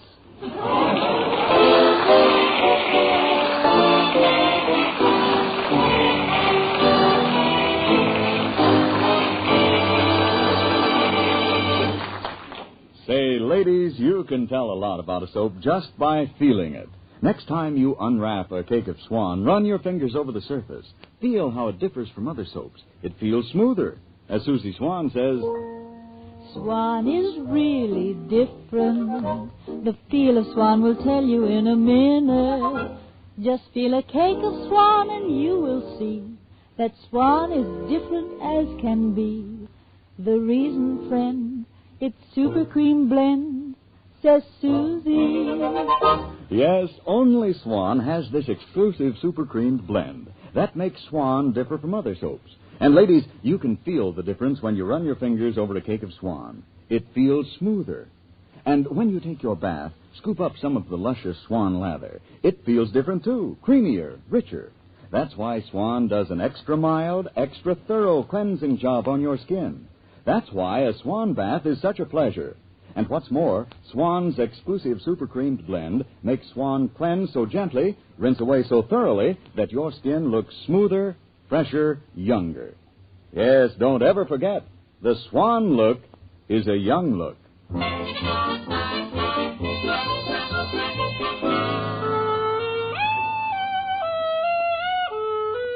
Well, the campaign for Robert Colby is just going wonderfully. I never knew life could be so hectic, but I love it. Richard and I have been working day and night, but we're too thrilled to be tired. We're going to put an honest man in office, and nothing is going to stop us. In fact, we're at a big rally now singing our campaign song. Vote for Colby, vote for Colby, he will never fail. His election means perfection.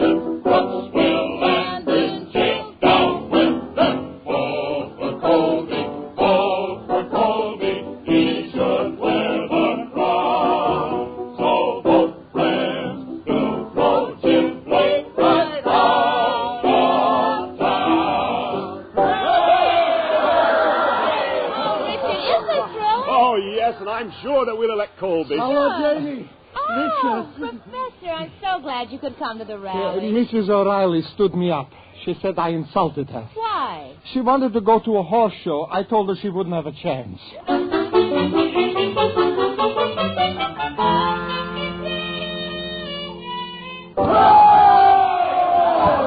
Oh, Chicken, ain't this some rally? Boy, if Jane and Richard could only see us now, they'd know they're licked. Al, I've been doing a lot of good work. Yeah, what do you mean, Chicken? Well, I think Honest Jim has been wasting his time. He's kissing all the babies, but they can't vote. What about it? I've been kissing their fathers. Chicken, you don't have to overdo it. By the way, did you get rid of all those circulars I gave you? Yeah. Good. And where I got rid of them, no one will ever find them. Chicken, I meant to give them out, not hide them. Oh, Al, isn't there anything more I can do? No, Chicken. Don't want you to overwork your little mind. Oh, I haven't been overworking it, honey. I hardly know it's there.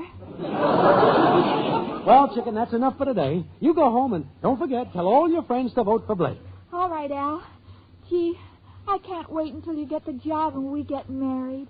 My hope chest is all ready. I just put in 6 baseballs, 3 tennis rackets, and a pair of skis. Well, what's the idea, Chicken? Well, I read in a book that a wife should be a good sport.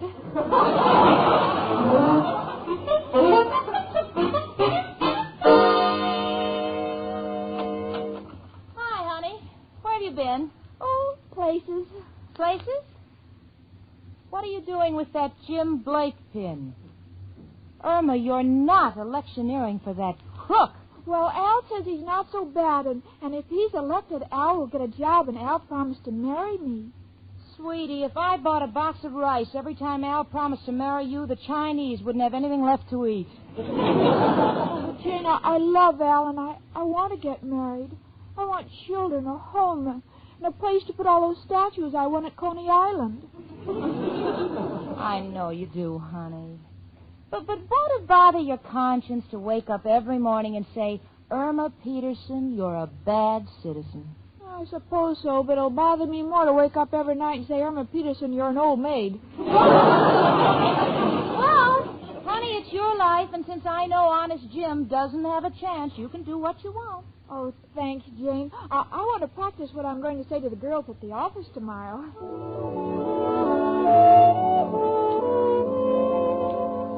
Well, there stands Irma in front of a mirror. And it's a sight that would make Patrick Henry turn over in his grave. She's evidently practicing the gestures that she's going to make in her speech. But such gestures I have never seen. Now she's shaking her fist. Now she's waving her arms in defiance. She's evidently scored her point. She's also knocked the clock off the mantel. Now she's shaking her finger and she's pointing to her head. This can only mean that Blake is solid. Now she's taken the Manhattan telephone directory and she's holding it over her head with all her strength. Irma, honey, what's the idea of that? Well, I want to show him that Blake will carry New York. Oh, you're ridiculous. Come in. Hello, Jane. Oh, Richard. Well, what's the matter? Your face is white as a sheet. Jane, I'm afraid that all of our work has been in vain. Look at this headline. What's it about, Richard? I'm too nervous to read it. No, honest Jim Blake and his machine have dug up a scandal about Colby that'll cost us every woman's vote. What was it? Well, they claim that 18 years ago he struck his wife. And on Mother's Day. Oh, no, it can't be true. No, it isn't. It was just an unfortunate accident. He just happened to trip with a hammer in his hand.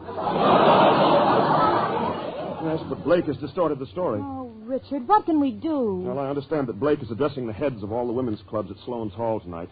Now, we have to go there with Colby so he can prove his innocence. Yeah, all right, Richard, but I'd like to inform you that we have a Benedict Arnold in our midst. Oh, he won't help you, Jane. We've got important people, too.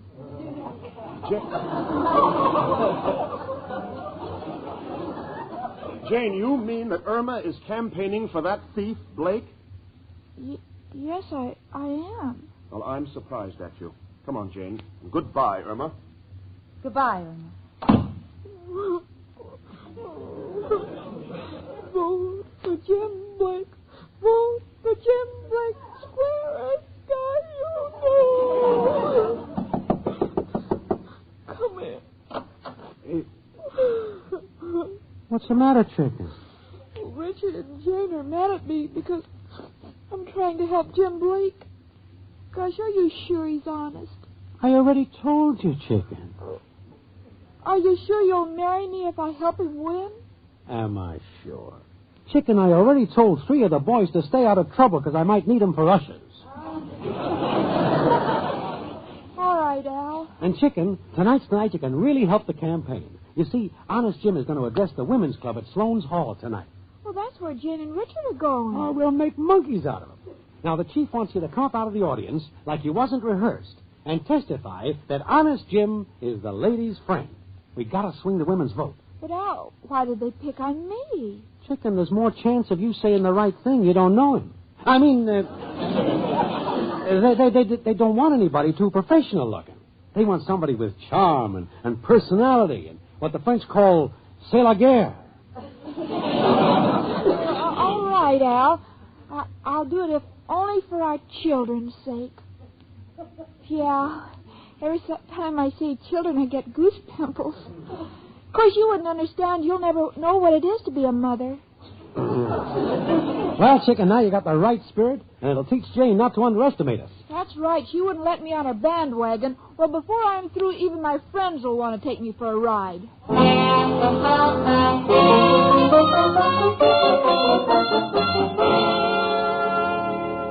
Well, Chicken, this is Sloan's Hall. Now, when we get inside, it's up to you to help swing the women's vote for Honest Jim.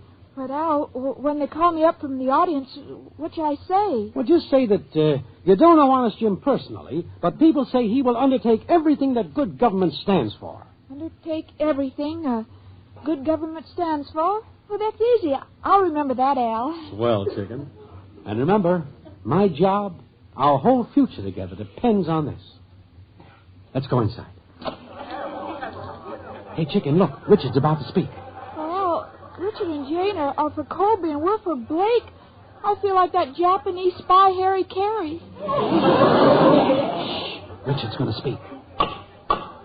Ladies of the Metropolitan District, as you know, Honest Jim Blake has cooked up a smear campaign to besmirch the good name of our candidate, Robert Colby. And I think it is only fair that you hear the true story from his own lips. And here he is, the Honorable Robert Colby. Ladies! Ladies, please, listen to me, please. Let the man have a chance. Richard, they won't even let him speak. That's Jim Blake's doing. He's got his co-workers out there to influence the other women. Oh, Richard, you mean we have no chance? No, nothing could win the election now, nothing. Oh, look at that pompous crook, Honest Jim Blake. Why, he's getting up on the platform. Look how cocky he is, Richard. You all know me, Honest Jim Blake. Thank you, lovely ladies, mothers, sisters, aunts, nieces. In fact, all of this lovely feminine pulchritude. It has been contended by my opposition that I am a thief. They will tell you I stole $1,842,000 from the taxpayers. I tell you, ladies, and I give you my solemn word, those figures are incorrect. My opponents also contend that I secured my office through acts of violence. This is not true, and my former opponent would personally deny that if he were alive today. But why should I ask you to take my word? Surely somewhere in the audience is someone who does not know me, yet knows the good that I've done. Get ready, Chicken. That's you. Step forward. Anyone at all? Ah, here's a charming young lady. Who are you, young lady? I'm anybody at all. Fine. You don't know me, young lady, do you? No, I just know the fellow that works for you. Mere coincidence. Now, will you tell these wonderful ladies what you think of me? Well, now let me remember. Oh, I know. Ladies, I don't know Honest Jim personally, but I know he will take everything the government will stand for. I'm sure this young lady is just a little nervous. Yes, and I can't understand it. I was rehearsed so well. Come on, chicken, run. But Al, what about your $5,000? You'll need that for flowers.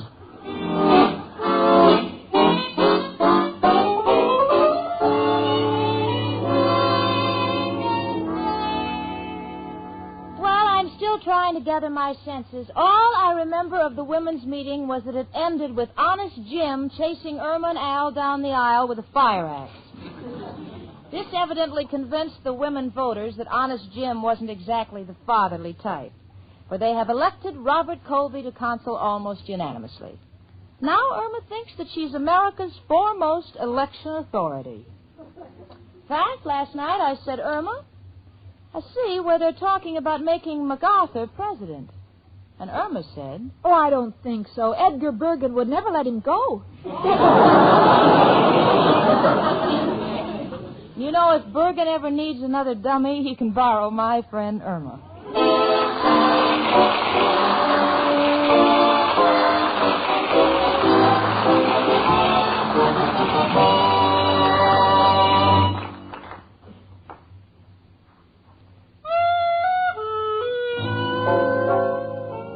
The other night, I noticed Irma doing something very strange, even for her. And I said, honey, why are you putting those watercolors on top of the swan soap? And Irma said, Well, Jane, I thought maybe the swan might want to color some of her eggs for Easter. Oh, Irma, always being thoughtful about your swan soap. Well, that follows. Swan does a lot for you, too. Like the wonderful skin care you get, the wonderful pleasure you get when you make your bath a Swan bath. You see, ladies, Swan alone has that exclusive super creamed blend. Why, even the way a cake of Swan feels tells you that it differs from other soaps. Swan has an extra smoothness you can actually feel in the cake itself. You can feel a difference in the lather, too. Swan's lather feels richer and creamier. And after a Swan bath, your skin feels different. Because thanks to Swan's exclusive super creamed blend, that Swan lather rinses away so completely, your skin fairly glows with freshness and life. Looks softer, smoother, younger. No wonder the Swan look is the young look.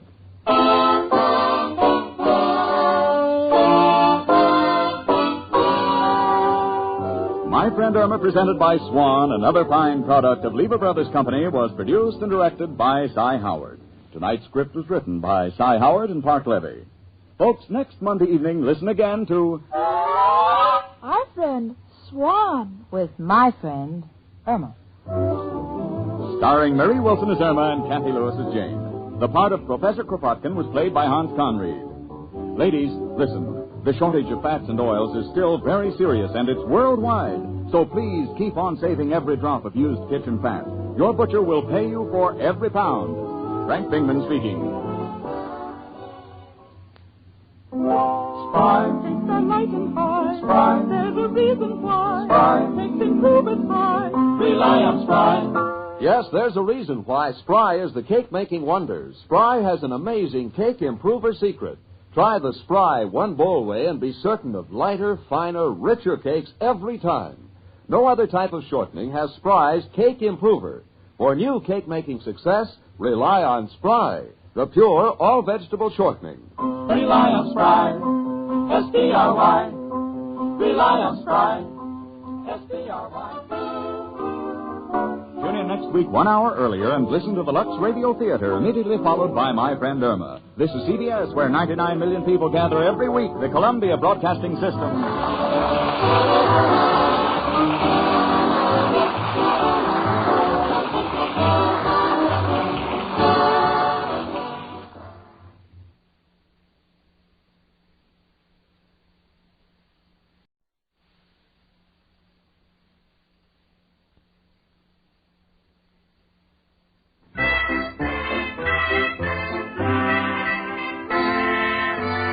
Lever Brothers Company, makers of Swan, the soap with the exclusive super creamed blend, presents Our Friend Swan with my friend Irma.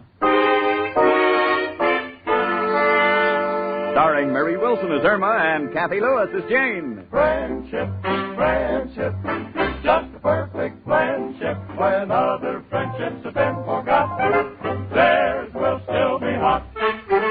My friend Irma.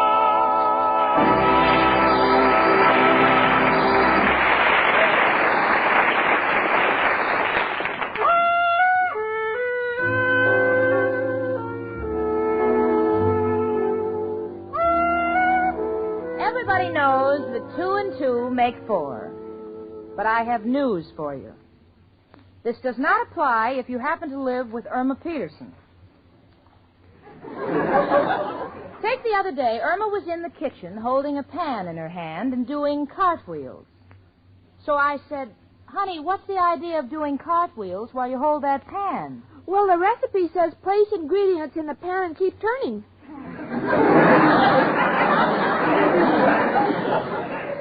Well, I might give that a second thought, but at the present moment there's no time for it. My employer, and incidentally, the guy I love, has just phoned that he's coming over on a matter of great importance, and I can't imagine what it can be. Irma? Yes, Jane? What do you think Richard has on his mind? What's the matter, sweetie? You're crying. He's going to propose. Now I'll be all alone with just Al. I'll have nobody. Honey, don't be ridiculous. Oh, please, Jane, I've seen it coming. The last 2 times Richard was here, he had that dizzy look in his eyes. That was only because you were engaging him in conversation. Irma, I refuse to let your imagination run away with the 2 of us. Now, that must be Richard. Now, don't let him know that we were discussing anything personal. I won't. Okay. Come in. Hello, Jane. Hello, Irma. Hello, Richard. Oh, Richard, we were just talking about you. Oh, me? Oh, it was nothing personal. We were just wondering if you came over to propose. Irma. You know, Richard, you'll make a wonderful father. Irma, will you please go in the kitchen and dry the dishes? But they're dry. Well, wet them and dry them over. Irma, I have something personal that I'd like to discuss with Jane. Oh, I knew I was right. Something told me. I guess it's my feminine institution. You'll just have to forgive this outburst, Richard. You understand Irma. No, I don't. But then again, who does? Well, Jane, I've just been on the phone to Washington. You know that block of war surplus buildings that I discussed with you? Yeah? Well, the group that I represent feels that they'd make a wonderful recreation center for New York's underprivileged children. Oh, but Richard, don't you think other interests would want to grab them for commercial purposes? Yes, that's the great danger. But if I can see Senator McLean in Washington tomorrow, I'm sure that we can swing this recreation project for the children before the others even know what's happening. Oh, you know, Richard, Irma was right. You would make a wonderful father. Well, that's an entirely different sort of project. Jane, I'm leaving for Washington in the morning and just for the day, and I'd like you to come along. Oh, I'm practically packed. And I'll help you finish, Jane. Irma, were you listening at the door? Oh, just when it's so important that my trip be kept a secret, too. Oh, I'll keep it a secret.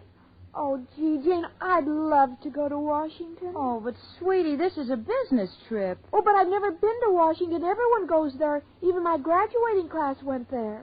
Why didn't you go? I didn't have anything to wear. Besides, I didn't graduate. Oh, please, Richard, can't I go with you and Jane? Well, all right, Irma. I don't mind taking one extra along, and, well, seeing Washington might prove very educational for you. Oh, you're right. Now I'll be able to see for myself the difference in electricity down there. The difference in electricity? Yes, New York is AC, but Washington is DC.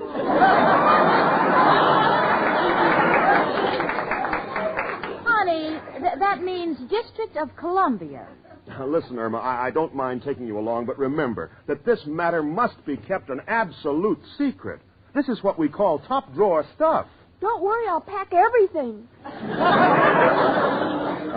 Jane, will you call American Airlines and then try to get reservations at the Statler Hotel for me? All right, Richard, I will. I'll see you later. Goodbye, girls. Bye, Richard. Goodbye. Oh, Jane, I'm so excited. Well, I'm glad, honey. But remember now, no one is to know that Richard is going to Washington. Oh, just have confidence in me, Jane. I think I'll get out my suitcase and pack.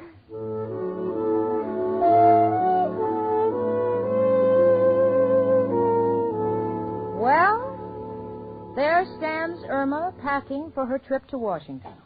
Such packing you have never seen. She's using the bag that Al gave her for Christmas. Al says it's airplane luggage. To me, it looks like it was dropped from 10,000 feet. Now Irma's putting in the things she'll need. Now she's opening the bag and putting in the largest purse I have ever seen. I suppose that's because she's heard that in Washington everyone passes the buck. But now here's something I can't understand. Irma, why are you taking along your old X-ray pictures? Well, the doctor says I'm all right, but I still want to have them checked by the Secretary of the Interior. Oh.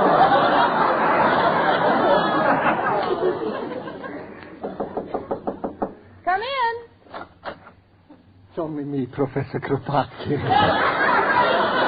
Oh, girls, I'm so shaken. What an experience I just had. What happened? I was standing on the corner and a gas station blew up. So I ran across the street. As soon as I got there, a great big electric sign falls down from the explosion. So I ran across to the other side. I'm no sooner on the sidewalk than one of the gas pumps comes down and just misses my head. So I ran to the next corner. Oh, that's dreadful. Was there a policeman around? Yeah, I got 3 tickets for jaywalking. What a day. Irma, darling, what are you doing with that suitcase? I'm going to Washington with Jane and Richard. Oh, Irma, why must you broadcast everything? Washington. Janie, do you think it'd be possible for me to come along? Oh, well, Professor, this is a business trip, and Well, I'll tell you what's on my mind. As you know, I have slowly been developing a liking for Mrs. O'Reilly. Yes, we know. We're thrilled about it. Yeah, but we still fight day and night. Now, I have heard that a different environment often makes a change in people. So I was thinking, since you're going to Washington, I would take Mrs. O'Reilly along. Of course, I realize the danger. I'm liable to walk her past the Smithsonian Institute and I'll never see her again. Well, Professor, I can't invite you to join us. You see, Richard's going on a highly confidential type of business, and I just haven't the right to. Oh, I understand, Jenny. Have a nice trip, girls. Mrs. O'Reilly and I can wait. Someday I'll take her to the petrified forest. Maybe there she'll look a little younger. Goodbye.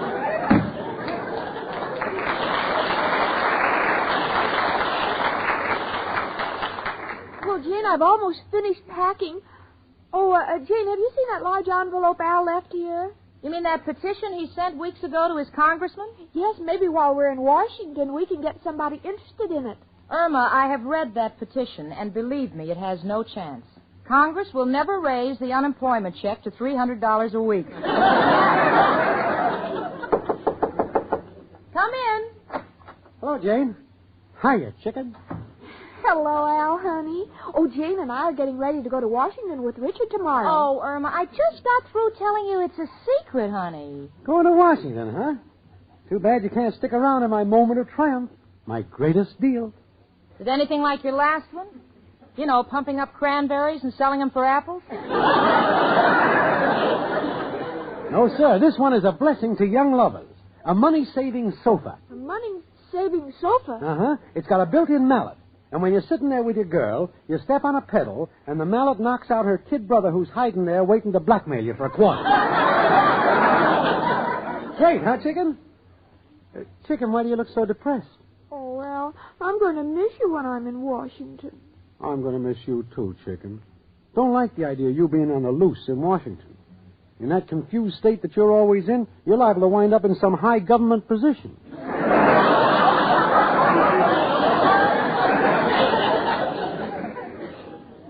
Have a good time if you're not with me. Feel the same way, Chicken. Don't like it when you're away. Too much temptation for a young man when he's alone in this town. Pretty girls giving me the come on. I'm only human. How long can a guy stand in the corner tilting pinball machines? Now listen, the two of you. If all this is for my benefit, you're just wasting your time. This is a business trip, not a convention for the Lonely Hearts Club. Oh, but Jane, we won't be in your way. I know. I'll go with Al, and the professor can take Miss O'Reilly. And we'll meet you when your business is finished. Yeah. Yeah, I don't see anything wrong with that. Richard always stops at the Statler in Washington. You can meet us there at 5. That's the spirit, Jane. And Irma, since I'm your escort, I want one thing understood. What, Al? As long as I'm taking you, I insist on paying my own way. Irma, do you ever get the feeling that you're running around with Diamond Jim Brady? Oh, you just don't see Al the way I do. I know he has no money or a job or future, but I think for a failure he's very successful. Thank you, chicken. Well, I'll break the good news to the professor, and I better start packing. What am I talking about packing? Everything I own, I'm wearing. Well, so long, chicken. See you later. Oh, Al, aren't you going to kiss me? Okay, chicken. Here. Al, why do you always glance from side to side while you're kissing me? An old movie habit. Keep looking around for the usher. See you later, chicken. Oh, gee, Jane, you're making so many people happy with this trip. Thanks, sweetie, but remember now, you're the only one who knows why Richard's going to Washington. And if anybody finds out, those kids will never have a recreation center. Oh, please, Jane, I won't say anything. You yourself have often said when I open my mouth, nothing comes out. Yeah. All right, honey. I'll pack as soon as I get back from the beauty parlor. I better hurry. See you, honey. Hello? Hello, my name is Stanley Adams of the International Press.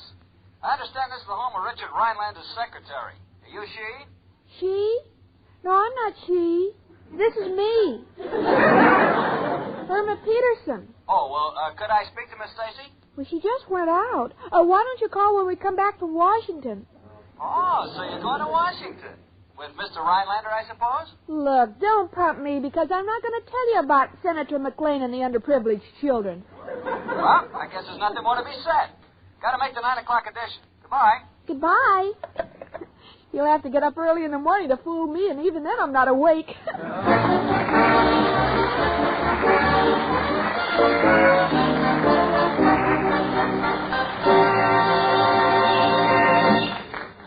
Say, ladies, did you know that you can tell a lot about a cake of soap just by feeling it? Well, you can. Sure, the next time, run your fingers over a cake of Swan soap. Feel how it differs from other soaps. As Susie Swan says, Swan is really different. The feel of Swan will tell you in a minute. Just feel a cake of Swan and you will see that Swan is different as can be. The reason, friend, it's super cream blend, says Susie. yes, ladies, Swan is the only soap that can give you this exclusive super creamed blend for your complexion care. And when you use Swan, you can tell there's a difference just by feeling that firm white cake. It feels smoother. And when you wash your face, when you smooth that luxurious Swan lather on your skin, you'll see that it feels different, too. Swan lather feels richer, creamier. Swan lather does an extra mild, extra thorough cleansing job on your skin. Yes, thanks to Swan's super creamed blend, Swan cleanses so gently, then rinses away so completely, your face looks smoother, fresher, younger. It's true, ladies, the Swan look is a young look.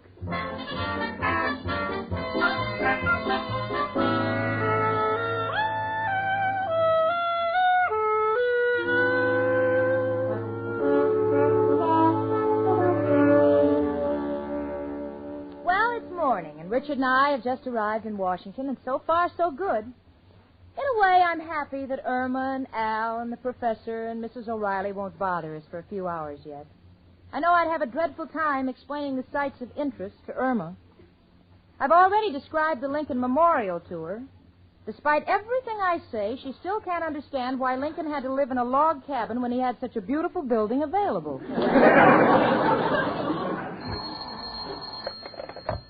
Hello. Yes? Well, my name is Miss Stacy. Yes, I'm Mr. Rhinelander's secretary. We're trying to contact Senator McLean. Oh. Well, I'll try again. No luck, Jane? Same story, Richard. I don't know what to think. Say, do you suppose someone else might have gotten to the senator before us? Oh, no, Richard. I don't see how. Irma's the only one who knows anything about it, and I'm sure she's kept it a secret. That is, I'm as sure as you ever can be about Irma. that could be. Come in.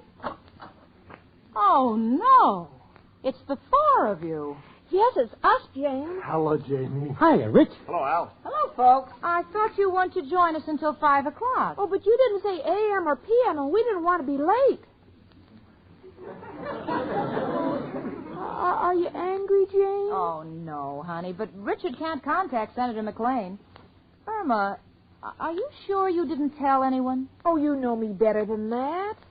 Well, there's one more contact I can try. A friend of my father's. I'll be back soon, Jane. Oh, Jane, we've been having such fun visiting the places of interest. Yeah, but not having much luck. Walked around the Mint 4 times. The windows were open, but the wind was blowing the wrong way. That's too bad, Al, and you couldn't get any samples. Just one of them breaks. Tell me, Jane, is Richard really having trouble contacting the senator? Oh, he's tried everything. Well, when you're in a spot like this, there's only one man to call. Who, Al? Who else but... Hello, Joe. Al. Yeah, heard you were in Washington. How'd you do? No luck, huh? They won't make hijacking legal. Oh, Al, stop wasting time. Hold it, Jane. Never can tell. Joe got a problem. Want to contact a senator. Now, who of the Washington senators do you know? Who? Plays second base. No, Joe. Not them senators. The kind that don't play ball. You know a Senator McLean? Oh, you don't? What's your hurry, Joe? You got a pose for the government? Oh, they're taking your fingerprints. Well, thanks for trying, Joe. Goodbye. You don't have to tell us, Al. We'll just wait and see what Richard accomplishes. Have some candy, Mrs. O'Reilly? Oh, thank you, Janie. This has been such a delightful trip. The professor's been so flattering. He keeps admiring me dress. Oh. Well, it is unusual. Thank you. It was my grandmother's wedding gown. It's what they call colonial style. Yes, and there's room enough in the back for Benjamin Franklin to fly his kite. Oh, isn't he the kidder? When we were at the statue of George Washington, the guide said, "This is the father of our country." And the professor pointed to me and said, "Meet his mother."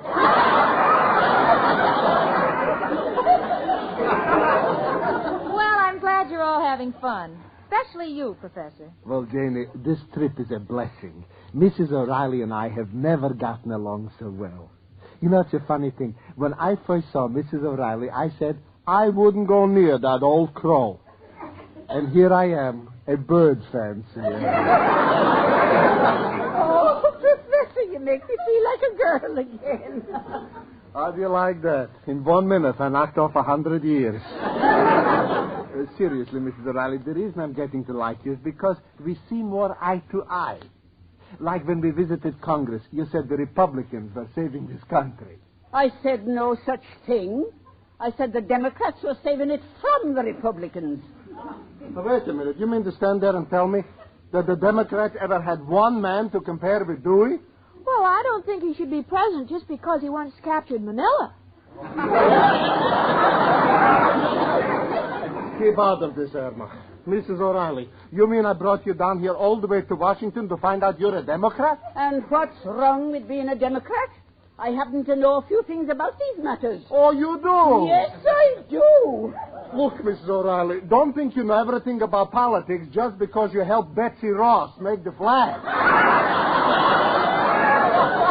Why, you old broken-down fiddle player, you. Me you call broken down? By Humpty Dumpty with 6 unions couldn't put you together.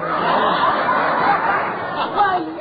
Go ahead, say it. Goodness sakes, please, we'll be thrown out of the hotel. Well, she's not going to talk to me that way. I'm getting out of here. And so am I. And, Professor, if you ever dare talk to me again, I'll split your ticket.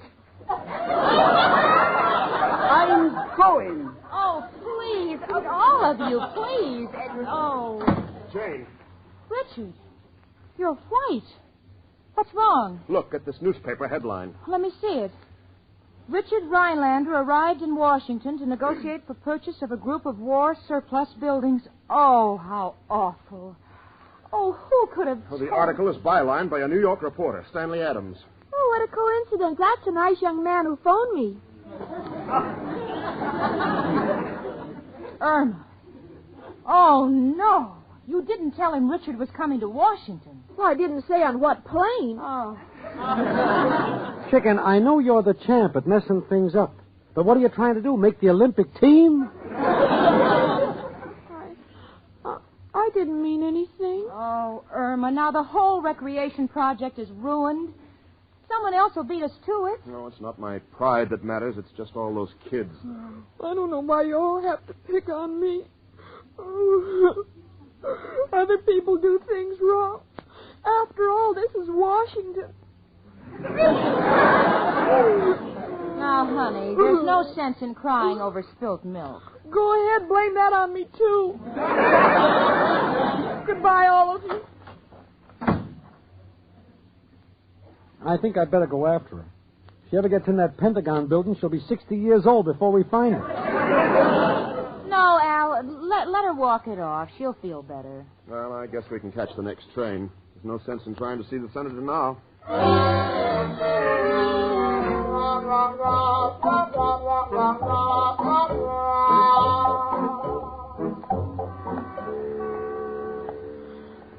Everyone picks on me. My best friends, even Al.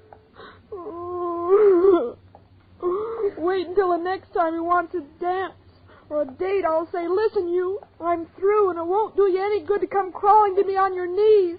Lady, can I help it if I'm short?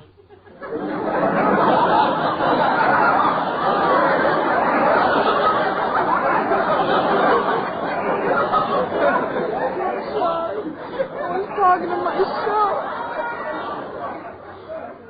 Oh, what's this place? The Ford Theater. Oh, mister, Yes, miss?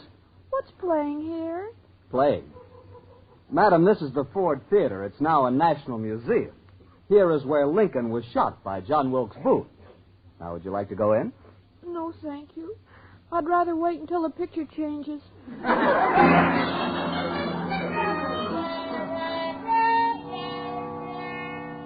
Well, Al, did you find her? No, and I've been all over. I went out to Mount Vernon.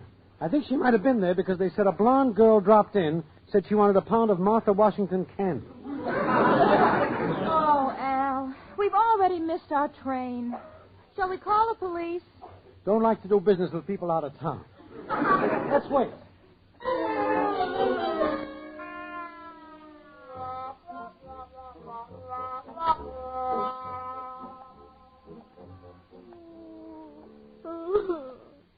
What's the matter, lady? Are you lost? No, I just want to sit here and think about what I've done to those poor children. Well, how many children have you? Thousands. What? And they're underprivileged. I mean, they're not mine. What's the difference? Pardon me, officer. Oh, good afternoon, Senator. I was sitting on the next bench. I couldn't help but overhear the young lady. Well, she doesn't make much sense to me. Maybe you better talk to her. Good day, Senator. Good day. May I sit down, miss? If you want to. Say, did that office call you, Senator? That's right. Well, what are you doing here? Why, I like it here. It's my only chance to get away from people who keep pestering me for their own selfish wants. Have you ever been to Washington before, miss? No. What have you seen so far? Well, I saw the theater where Lincoln drove his Ford into a booth. I beg your pardon? Well, what's the difference? You wouldn't like the picture. And then I went out to Mount Vernon. Yes? They don't have any candy. I beg your pardon? Oh, and I saw Washington's monument. Quite high, isn't it? Yes, I wonder how he got down when he finished it. Just a moment, miss. I've never run into anyone quite, start slowly. Now, where are you from? My home is in New York. I don't think I can give you my name or phone number because I'm going around with Al. Al? Yes. I'm angry at him. You see, I came down here with Richard Rhinelander about some underprivileged children. Richard Rhinelander? Yes, Senator. Oh, I'm sorry. I didn't mean to call you by your first name. But, gosh, it's so nice of you to talk to me like this. I miss my mother and father so. Well, are they dead? No, they're married. Well, I'd better be running along, sir. Goodbye.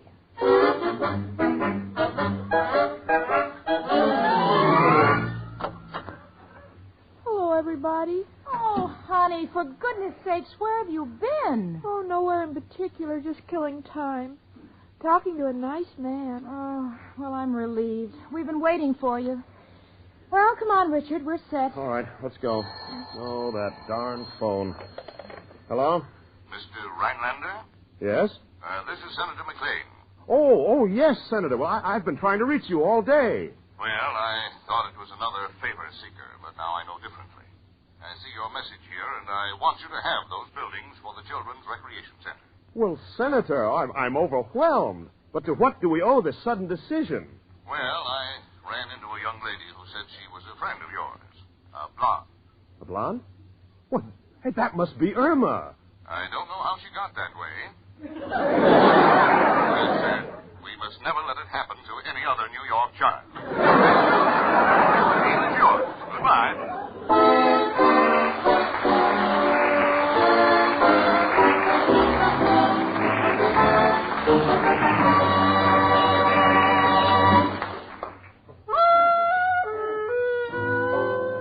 Last night I found Irma putting all our bars of Swan soap in the sewing basket. Well, naturally, I was curious, so I said, "Why, honey?" And Irma said, "Well, you see, Jane, spring is coming. Maybe the swan wants to make a nest." Well, Irma, you certainly take good care of your Swan soap. And why not? Swan takes good care of you, too. Sure, Swan likes nothing better than to give you a wonderful complexion care. And, ladies, that's just what you get when you wash your face with Swan. Because Swan and Swan alone has that exclusive super creamed blend. Why, even the way a cake of Swan feels tells you it differs from other soaps. Swan has an extra smoothness you can actually feel in the cake itself. And when you smooth Swan's soft, creamy lather on your face, you can feel a difference in the lather, too. It feels richer, creamier. And then when you're through washing your face, your mirror will show you what Swan Super Creamed Blend does for your skin.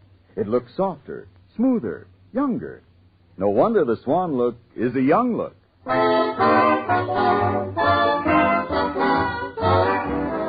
My Friend Irma, presented by Swan, another fine product of Lever Brothers Company, was produced by Cy Howard. Tonight's script was written by Cy Howard and Park Levy, and starred Marie Wilson as Irma and Kathy Lewis as Jane. The part of Professor Kropotkin was played by Hans Conried.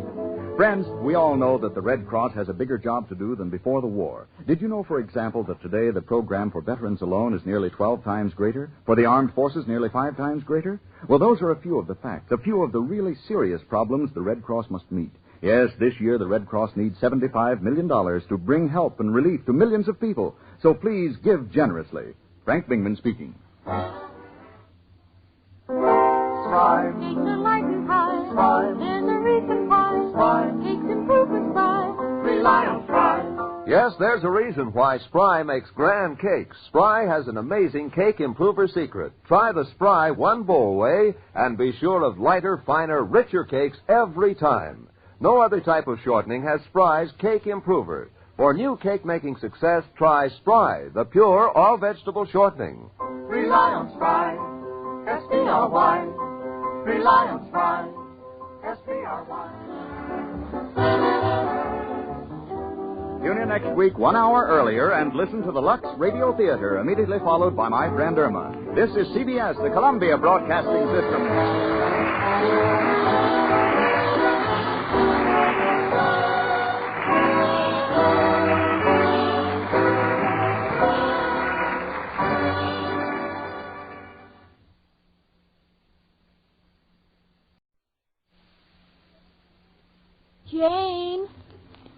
Jane. What is it, Irma?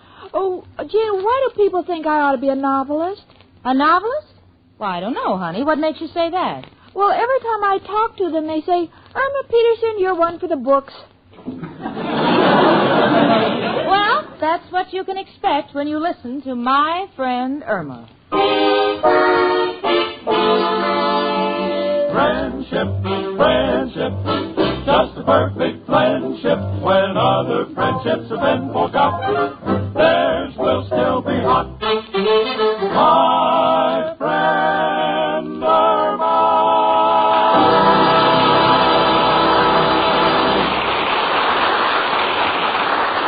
Lever Brothers Company, makers of Swan, the soap with the exclusive super creamed blend, presents Our friend Swan. With my friend Irma. Starring Marie Wilson as Irma and Kathy Lewis as Jane.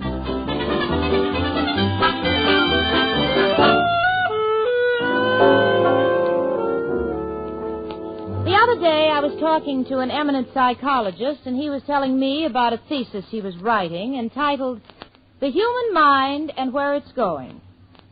Then he met my roommate, Irma Peterson, and he changed the title to The Human Mind and Where It Got Lost. Well, Irma affects different people strangely, but me, Jane Stacy, I love her. In fact, I can't wait for the day to be over and the door to open and have Irma Peterson come into the room saying, Oh, Jane, I'm so disgusted with everything. I hate my job and the way my boss, Mr. Clyde, treats me. Why, honey? What happened today? Oh, it's all his fault. He yells and he gets me so confused. You? Confused? Yes, he asked me to put some ice water in the pitcher on his desk, and then he asked me to fill his fountain pen with ink. I think I got mixed up. What happened, honey? He was blue all day. Well, honey, don't bring your work and your troubles home with you. Just relax. Here's part of the paper. Here's the comics. I don't feel like the comics, Jane. Haven't you got something light to read? Irma, really, you have lots to be thankful for. No, Jane, the future holds nothing for me. I can look at my mind and see there's nothing there. Say, Irma, listen to this story in the newspaper. What's it say, Jane? It says, eccentric farmer leaves $50,000 to unknown niece. Henry Peterson, a farmer in Minnesota, was found dead. At his bedside was a note leaving his estate appraised at $50,000 to a niece named Irma. Investigators are seeking the whereabouts of the heiress. Irma, does that sound like one of your relatives? Gee, I don't know, Jane. None of my uncles was eccentric. Of course, there was my Uncle Peter. He was kicked in the head by a mule, but he wasn't eccentric because he didn't shoot the mule. He bought it bedroom slippers. Well, but Irma, honey, did you ever have an uncle named Henry? Henry who was a farmer? Well, I think so. He raised corn, but he got in trouble over distribution. Distribution? Yes, he wouldn't sell it by the bushel, just by the bottle. Well, that sounds like a relative of yours. Irma, I've got a funny hunch that you're liable to be the heiress. I'll get it, honey. Hello? Who? Mr. Silk of the law firm of Lerner, Daroff, and Matt? Yes? You want to talk to Miss Peterson? Oh, you're investigating all Irma Petersons.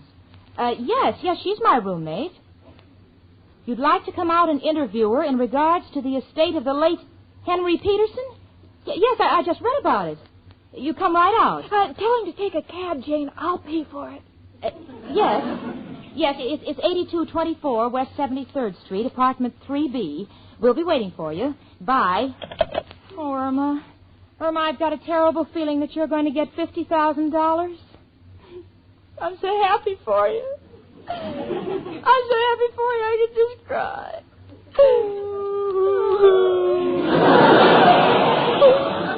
Don't cry, Jane, because when you cry, I cry. Oh. But, honey, I'm so happy I have to cry.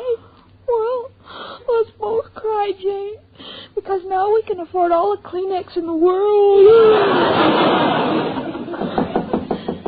Come in. It's only me, Professor Kropotkin. So, What's the matter? You're crying. Oh, Professor, something terrible has happened. My poor Irma, what is it? I just inherited $50,000. Oh, that's... What? That's right. Her Uncle Henry died. $50,000? Congratulations, Miss Peterson. Miss Peterson? You always called me Irma. Naturally. Yesterday you were a poor working girl everybody felt sorry for. But today you're a millionaire. But, Professor, money won't change me. I'm what I am, and nothing can be done about it. I mean... Irma, my darling little pigeon, you mean now that you're rich, you'll still talk to a poor man like Kropotkin? Well, why not? The rich and poor can live together. After all, the Rockefellers talk to the Joneses. Irma, that's only because the Rockefellers own the phone company, and every time the Joneses talk, the Rockefellers get the nickel. Let's face reality, Irma, darling. You are lucky, and you have our blessing. Of course, we're not sure that Irma's getting the money, Professor, but she seems to fit the general description of the family.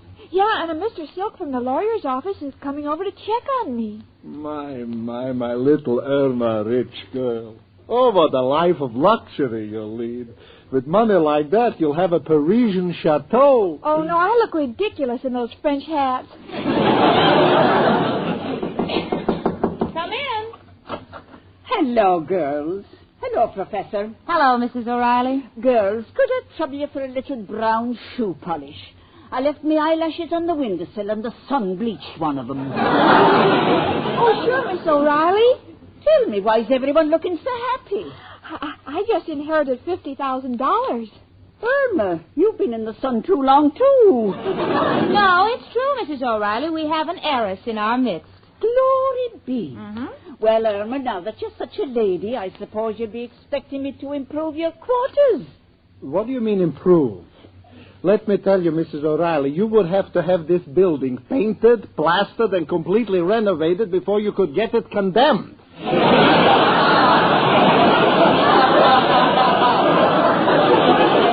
Oh, hush with you. Just because your room's a mess? Well, maybe if you paid your rent, it wouldn't be. Don't worry, you'll get your rent. I'm raising the money. I'm charging visitors 10 cents to look at my room. Now you don't have to go to Europe to see the ruins of Pompeii. Hush up now. If there's anybody's room I'll fix, it's Irma's. That is, if Irma will still prefer our humble company. Oh, of course I will. My money isn't going to change me. I'm a poor, simple girl. $50,000 by her is poor. Hmm? Well, all right, I may not be poor, but I'm as simple as I always was. Gosh, I can't mingle with the rich. I'm not the kind of a person who likes to ride on foxes and go out with hounds. Oh, Irma, I know nothing will ever change you, honey. I'll always remember the sweet little girl who put my best evening gown in the stove when I asked her to baste the ham. Oh, gee, Jane, we've had such wonderful times together. Yeah, I remember the time we went to the zoo and you offered to pay for an operation on the camel because you thought it was a horse with a crooked spine. Oh, yes. Mine has been a rich, full life. Well, now that I see that Irma's still the same sweet, charming girl as ever, I have news, too. You're all invited down to my place this evening for a little birthday party. Oh? It's my birthday. Oh, congratulations, Mrs. O'Reilly. I'd love to come. How old are you? About 41. 41? That's right. Mrs. O'Reilly is 41. But that's just around one ankle. Oh, hush with you, Professor. Well, I'll be seeing you all later. Come along, Professor. I better go along with her and make sure she doesn't bake a cake, or we'll all be dead by dawn. Oh, Jane, isn't this a wonderful day? I can't wait to tell Al about my inheritance. How do you think he'll take it, Jane? When Al finds out that you've inherited $50,000, you won't be able to pry him loose with a blowtorch. Oh, maybe that's Al now. Come in. How do you do? My name is William Silk. I'm the investigator. Which one of you is Miss Peterson? I am. Miss Peterson, did you by any chance have an Uncle Henry? Henry? Yes. You know, your Uncle Henry, the one we were reading about? Oh, yes. He was married to one of my aunts. Have you heard from your Uncle Henry recently? No, but I saw him about 8 years ago, and we spoke for about an hour, but I couldn't understand him. Why not? He'd fallen down the well.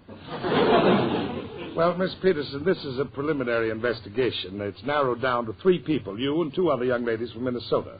I must say that since talking to you, you sound like the most logical heiress of the deceased Henry Peterson. Come in. Oh, hello, Al, honey. Hiya, chicken. Hello, Jane. Hello, Al. Well, Miss Peterson, there's nothing more to be done at this time. You'll hear from us. Good luck to you. I'd like to ask you a few more questions, Mr. Silk. I'll see you at the front door. What's up, chicken? Al, I've got some wonderful news to tell you. Chicken, before you start, I got some wonderful news, too. I'm just finishing a great new deal. Painting tuxedos on ducks and selling them for penguins. Well, you won't have to worry about any more of your deals, Al, honey. I just inherited $50,000. Chicken, I told you shouldn't eat before you go to sleep. Oh, no, Al, my Uncle Henry just died. That was the lawyer that was just here. 50 Gee. Uh-huh. What a lump of dough. Why, the total rewards out for my friends don't equal that. Well, Al, now that I have money, we can get married, can't we? Married? On the contrary, chick, we're through. Through? Certainly, Miss Peterson. Miss Peterson? I'm not Miss Peterson. I want to be Mrs. Al. Listen, chicken, what kind of a guy would I be marrying a dame for her money? I realize that I don't have a job or any money in the bank or any immediate future, but at least I'm a self-made man. But, Al, I still love you. Well, I love you too, chicken, but it wouldn't work out. Money would change our point of view. We'd get married, you'd want to send the kids to Harvard. I'd want to send them to Macy's, let them work like the old man did. But, Al, No, chicken, it's no use. We're on different sides of the track. You'll get in with that fast crowd that lives on roulette and baccarat and chocolate. Oh, no, Al, I'll cook whatever you like. Please, chicken, let us not hurt each other any longer. It's one thing when people say, look at that bum, his wife works. But it hurts when they say, look at that bum, his wife supports him. So long, chicken. No, Al, I don't want anything. I want you. I'm satisfied with nothing. Sorry, chicken. I'm not the gigolo type. So I think I'll blow. As the French say, tete-a-tete. Oh, Al, come back. Oh, I'm a wealthy widow.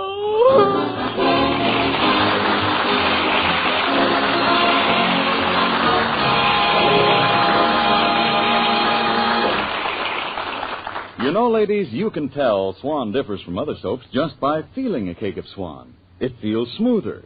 As Susie Swan says, it's a smoothie. It's a smoothie, it's a cake of Swan. You can feel the super cream blend. You can feel the difference in it. You can tell it in a minute. It's a smoothie. That's Swan. Yes, ladies, next time you unwrap a cake of Swan, run your fingers over it. Feel how it differs from other soaps. Feel the extra smoothness of the cake itself. Now, that's a direct result of Swan's exclusive super creamed blend. And when you use Swan for dishes, feel the creamier suds. Swan's mild suds protect your hands. After you're through, look at your hands. You'll see they're left with a wonderful, smooth, young look.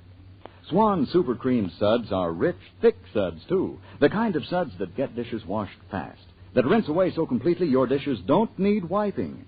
Yes, Swan soap means faster dishwashing and protection for your hands, thanks to Swan's exclusive super creamed blend.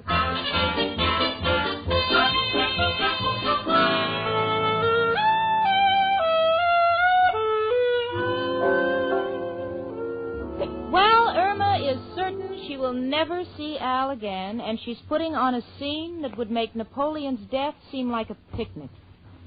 She's stretched out on the sofa, just sobbing her poor heart out. She has Al's picture in her hand. He's in a sailor suit. No, Al was never in the Navy. He borrowed the suit because he heard of a dance where servicemen were admitted free. Now she's kissing the picture and crying. Drinking water. She's been doing this all afternoon. Honey, what's the idea of drinking so much water?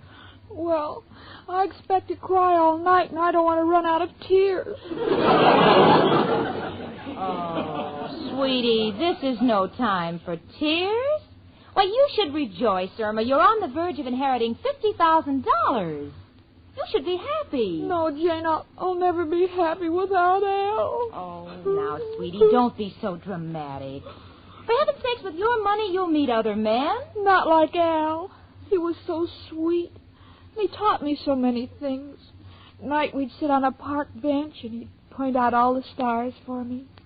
The North Star, the little diaper, the big diaper.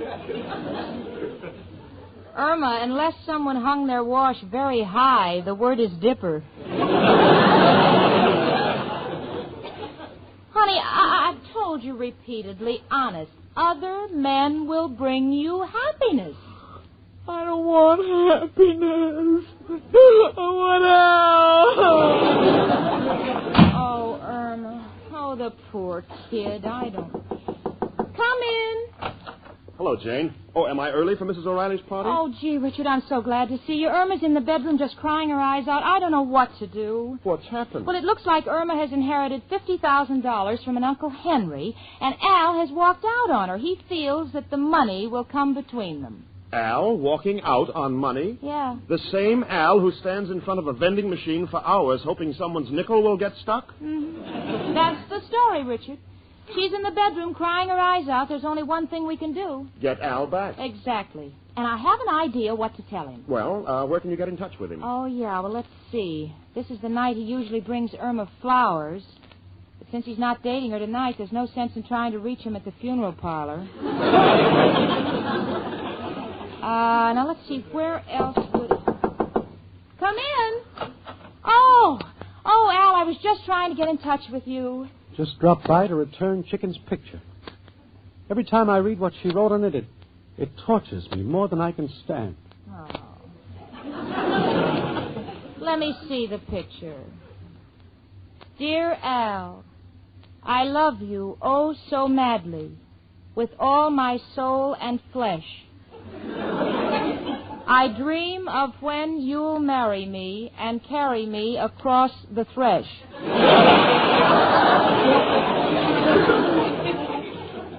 P.S. Excuse me for not adding hold after thresh, but I had no room and didn't want to write on my head because I just had my hair done. Guess who? Dame writes like a sonnet. Hate to give her up. Oh, Al, you don't have to give her up.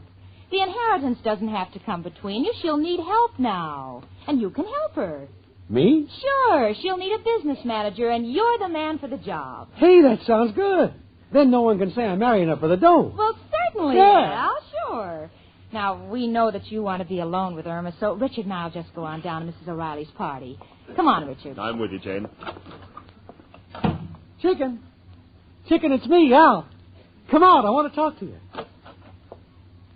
Chicken. Al. Baby. Honey. Oh, Al, you're back. Uh-huh, we can get married. Going to be your business manager. Going to invest your money. Oh, how, Al? There's only one man who can tell us. Who, Al? Who else but... Hello, Joe. Al, got a problem. Irma's got 50 G's, and we want to know what to do with it.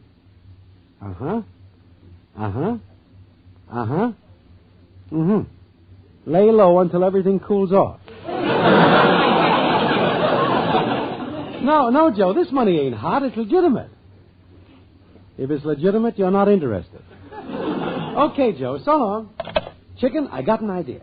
When you get your inheritance, we put it in government bonds.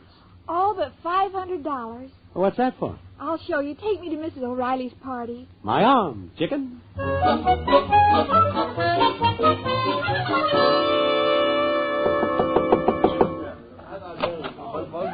Hi, everybody. Taking everything. Irma. Oh, Al. Irma, and Al together. Oh. That's the way it should be. Oh, please, everybody, let me speak. Go ahead, Irma, darling. I've decided that money isn't everything. What is important is friends. You can't take it with you. I'd rather take my friends with me when I go. No, you know what I mean. We know what you mean, Irma, and we love you for it. I want you to all share my good fortune. So after the party, I want everybody to buy themselves a gift. Huh? You know, something you wouldn't spend your own money for. Oh, honey, you Jane, don't I have insist. Just to show you what you all mean to me. Well, Irma, if you insist. Miss O'Reilly, you're the first. It's your birthday. What do you want to buy? Well, frankly, I've always wanted to. Have my face lifted. Oh, but I know there isn't enough money. And nobody's that strong. Hush up, Professor. So I think I'll just buy a little makeup kit. You have no idea how long it takes me to get my face to look the way it does. I just thought you put it in the Mixmaster for 5 minutes. All right, Professor. Now, what do you want to buy? Me? Well, Emma, darling, you know I'm playing the fiddle at the Gypsy Tea Room, and nothing would make me happier than to have a larger case for my violin. Oh, are you getting a larger violin? No. I can't stand the food there, and I want to smuggle in my lunch. All right, and Al, how about you? Well, Chicken, since you insist, I'd like to buy one of them big canes with a folding seat on top. You know that gadget sportsmen sit on when they watch the races? But Al, you don't go to the races. I know, but my feet kill me when I'm waiting for that unemployment check. Say, that gives me an idea. See you later. Goodbye. All right, Jane. It's your turn. Oh, honey, I don't want anything. Oh, I insist, Jane. Oh. Well, all right, sweetie. I'll pick out something for the apartment, huh? Good. And I'll charge it to my account at Gimbel's. Oh, Irma, on behalf of all of us, we want to thank you. But most of all, your Uncle Henry, who made this possible. Oh, you're all welcome. And I'm sure if Uncle Henry knew he was dying for such wonderful people, he'd gladly do it over again.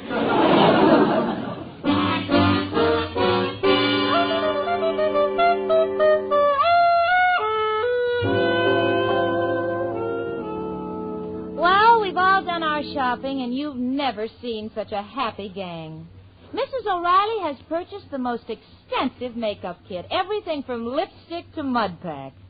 When the professor saw her face, he said, put it back in the mud again. Al and the professor got exactly what they wanted, and as for me, I bought a small Persian rug. Irma thinks it's very impractical because she says we very seldom entertain Persians.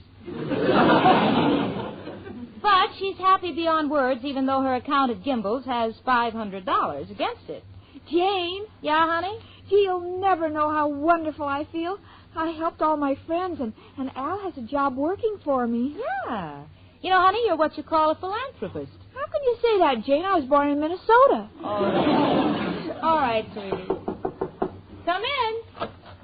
Oh, it's Mr. Silk again from that lawyer's office. Miss Peterson, I'm afraid I have bad news for you. Bad? Yes, you're not the Irma Peterson we were looking for. What? No, the Irma Peterson, who is the real heiress, is a waitress in Milwaukee. We've checked your records. You never had an uncle named Henry. Good day. Irma Peterson. How could you make such a mistake? Don't you realize we now have $500 in bills we have to pay? Well, I didn't know. Well, whatever made you think you had an Uncle Henry? Well, I had an aunt named Henrietta, and I thought he could be her husband. Oh, honey, and we've spent over $500. Come in. Hello, kids. Chicken, got some news for you. Al, I have some news for you, too. Okay, Chicken, ladies first. What's your news? I'm poor again. I didn't inherit the money. What? Al, what's wrong? You're white. Chicken, I just came from the unemployment office. Told them I had a job as your business manager, so they took me off the list. Oh, Al, what does that mean? Chicken, I'm a total failure. I'm the only guy who's unemployed at being unemployed.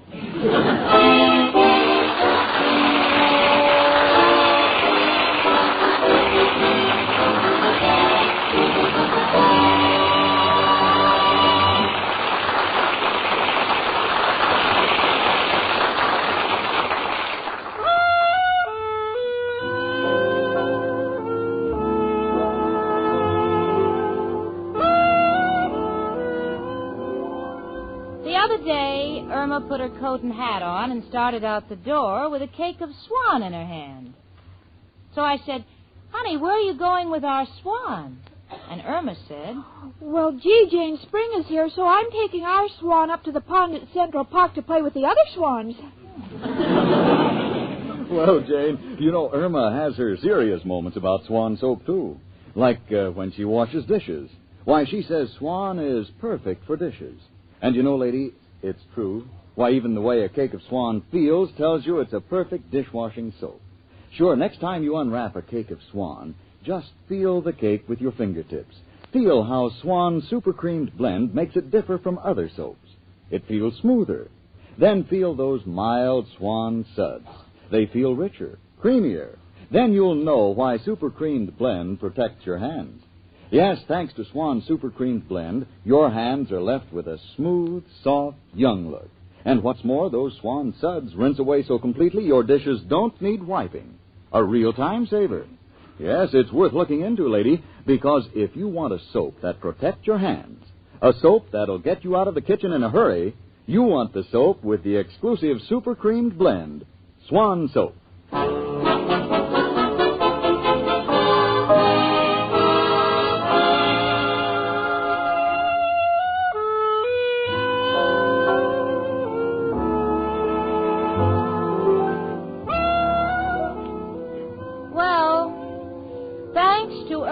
Imaginary inheritance, we have an extra mouth to feed.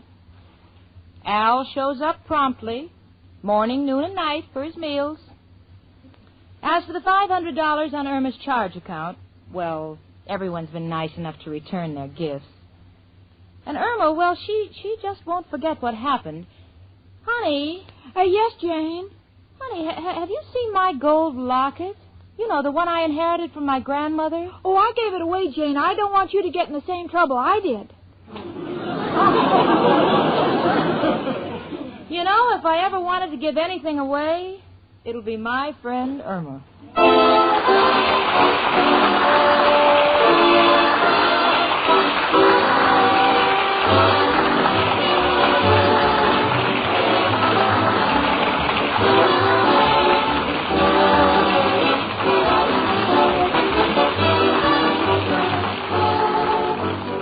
My Friend Irma, presented by Swan, another fine product of Lever Brothers Company, was produced and directed by Cy Howard. Tonight's script was written by Cy Howard and Park Levy. Folks, next Monday evening, listen again to Our Friend Swan with My Friend Irma. Starring Mary Wilson as Irma and Kathy Lewis as Jane. The part of Professor Kropotkin was played by Hans Conried. Ladies, listen. The shortage of fats and oils is still very serious, and it's worldwide. So please keep on saving every drop of used kitchen fat. Your butcher will pay you for every pound. Frank Bingman speaking. Spry. Cakes are light and high. Spry. There's a reason why. Spry. Cakes improve with Spry. Rely on Spry. Yes, there's a reason why Spry makes grand cakes. Spry has an amazing cake improver secret. Try the Spry one bowl way and be sure of lighter, finer, richer cakes every time. No other type of shortening has Spry's cake improver. For new cake-making success, try Spry, the pure all-vegetable shortening. Rely on Spry. S-P-R-Y. Rely on Spry.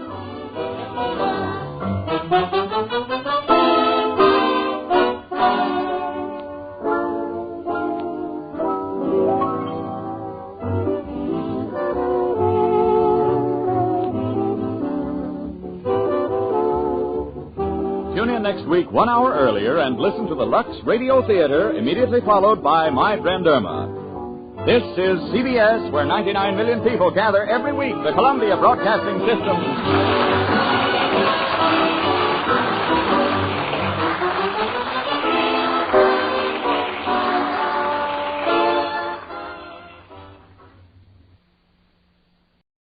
honey. Yes, Jane? This magazine says that scientists in Arizona have just found the footprints of a prehistoric animal 2 million years old.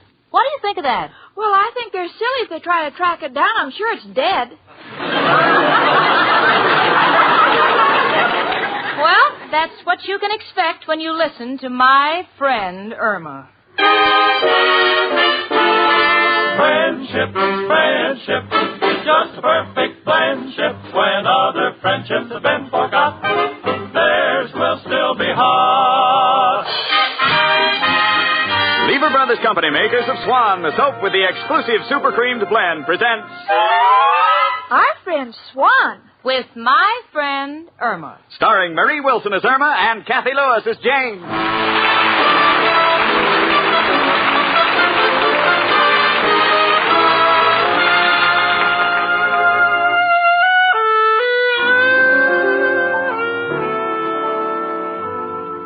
You know, tonight is a very important night for me. I'm anxious to be bright and gay, and I want to look my best. The reason? I met a new fellow. I really kind of like him. So I decided to discuss it with my roommate, Irma. Irma? Yes, Jane? I know this may shock you, honey, but I have a date tonight, and it's not with Richard. Not with Richard? Oh, Jane, you're going to get a reputation for being footloose. Of course, if you want to go around with loose feet. Oh, Irma, stop being a Puritan. This is 1948. How long can a girl wait for a man? I'm getting older. So what? You know what they say, Jane. Wine improves with age. I know. If you wait long enough, it can turn into vinegar. Personally, I think Richard's just wonderful, but he doesn't seem to be getting any more serious. The sound of those wedding bells seems to be growing fainter. Well, that's one problem I haven't got, Jane. I hear bells in my head all the time. Jane, who's your new fellow? Oh, his name's Peter Guilford. Irma, he's nothing short of sensational. Oh, just like my Al. He's a sensational nothing, too. You can say that again, but I wish you wouldn't because the subject bores me. Oh, Jane, what does your new fellow Peter Guilford do? Well, I don't know too much about him, honey, because I just met him. But I know he has an important job with the government. He mentioned something about being in charge of financial distribution. Well, Jane, even though you met another fella, I still think you love Richard. Now, tell me the truth. Well, I don't really know, sweetie. Sometimes I'm not sure that I was ever truly in love with Richard. Well, that's where Al and I are different. We know we're in love. Otherwise, why would I get all confused and dizzy? Well, honey, the answer to a question like that has many ramifications. Anyway, I just can't wait until my date tonight with Peter Guilford. You know, I'm really excited about him. Come in. It's only me, Professor Kropotkin. Hello, Janie and Irma, my two little crystal gazers. One with all the answers, the other still in a trance. Excuse me for intruding, girls. I just came down to tell you the good news. I made up with Mrs. O'Reilly. Oh, wonderful, Professor. That's what we like to hear. How long could I stay mad at a woman who has such a wonderful heart? Imagine, last night she baked me a 7-layer cake. Just what I needed. Oh, that's nice. It will make a perfect footrest. Well, like I Oh, gee, this is a day for romance. You and Miss O'Reilly, and Jane has a new boyfriend. Janie, is that right? What happened with Richard? Nothing. It's just that Richard's been stalling, and I've decided not to put all my eggs in one basket. Oh, you're smart, Jane. When they cost almost $1 a dozen, you have to be careful.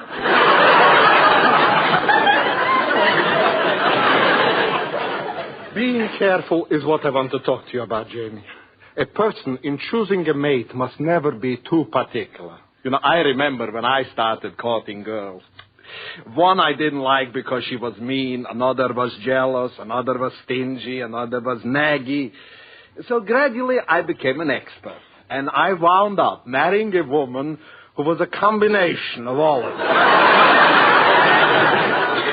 Well, Irma's jumping to conclusions, Professor. I'm not marrying Peter Guilford. I'm merely having dinner with him. But it's something to keep in mind, Janie. Why do you think I've gotten romantical thoughts about Mrs. O'Reilly? I'll tell you. All my life, women I've known have run around with other fellows. But Mrs. O'Reilly, Her I could leave on an island with a boatload of shipwrecked sailors, and she wouldn't get kissed if a mistletoe tree fell on her. And that's what a man likes, peace of mind. Oh, Professor, do you know that Jane's new boyfriend, Peter Guilford, has a very important job with the government? Oh, really, Janie? What does he do? Well, he told me he was in charge of financial distribution. Oh, that already is a big job. And, Janie, I hope it works out well for you. Thank you. Well, girls, I got to go now. Since I'm taking Mrs. O'Reilly out, I think I'll run down to the corner and buy her a corsage. A bunch of celery. Oh, Professor, you can't smell celery. I got news for you. You can't eat daisies either. Goodbye. Hello? Hiya, chicken. Hello, Al, honey. Where are you? In a telephone booth down at the unemployment office. Gonna be a little late, chicken. The guy who gives out the check seems to be all thumbs today. Well, he should make you wait. After all, you're one of their best customers. Yeah, I know. Would make a complaint, but don't want him to think I'm trying to take his job away from him. Why not? He might give it to me. Hey, hold it, chicken. The line's starting to move. We'll see you soon. Goodbye, Al. Bye, chicken. Oh, made it. Boy, this gripes me. Still have to stand in line. You'd think a guy who's been coming here this long would have seniority. It's the fault of the guy who distributes the checks, that Peter Guilford. There's a real bum for you. Boy, I hate him. Oh, hiya, Pete. How's tricks? Oh, it's you, Al. Did you look for a job this week? No, I couldn't. You see, my grandmother died. She died last week. She rallied. I knew you'd have an answer. You always do. Here's your check. Ah, thanks, Pete. See you next week, kid. That Peter Guilford. I hate that bum.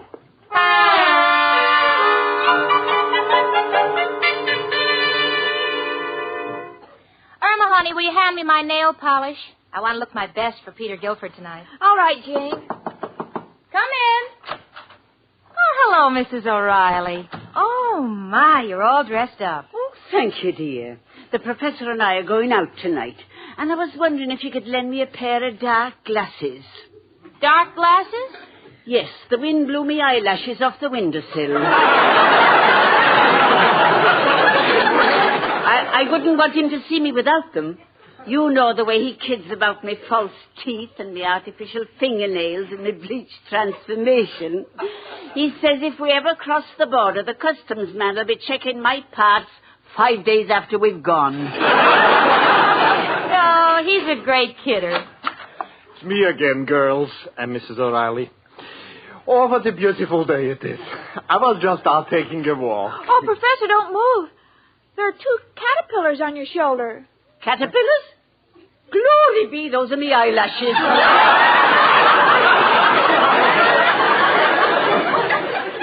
But I should have known. You know, Mrs. O'Reilly, if this building ever caught fire and you jumped out of the window, the fireman wouldn't know which part to catch first. Oh, hush, Professor. Tell me, Janie, darling, how's Richard? I see you wearing a new dress. Going somewhere special with him? Well, before Irma gets a chance to distort the news, I'll tell it to you. I'm dating a new beau tonight. Oh. Yes, and he's a very important man who works for the government. Well, you know what's best for you, Janie. I only hope it'll bring you happiness. After all, the most important thing in life is love. Now, take me. All right? I'll admit I'm not a spring chicken. I'm 39. But I'm going out with the professor tonight. Mrs. O'Reilly, you are 39. Then let me ask you a question. Why is it the moment the music starts, you automatically go into a minuet? That's the reason I love to go out with you, Professor. I like to go out with you, too. But to help me, I can't think of a reason. Well, goodbye, girls. We'll be running along now. Goodbye. And Janie, have a good time tonight with your new boyfriend. Thanks, Professor.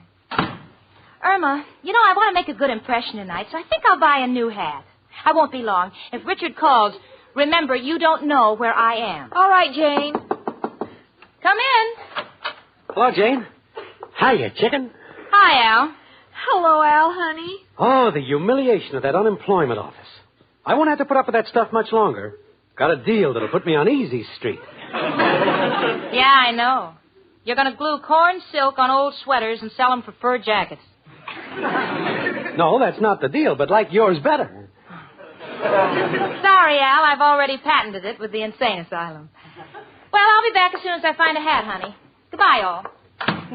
Disparaging dame. Never going to amount to nothing. Oh, don't say that about Jane, Al. She has a date for dinner tonight with a new boyfriend. Oh? She gave Richard the old heave-ho? Well, Richard has been stalling. You know, a girl gets impatient waiting for a man to accept her proposal. Chicken, you ain't hinting about you and I. No, Al, but now that you mention it, I think it's about time we get married.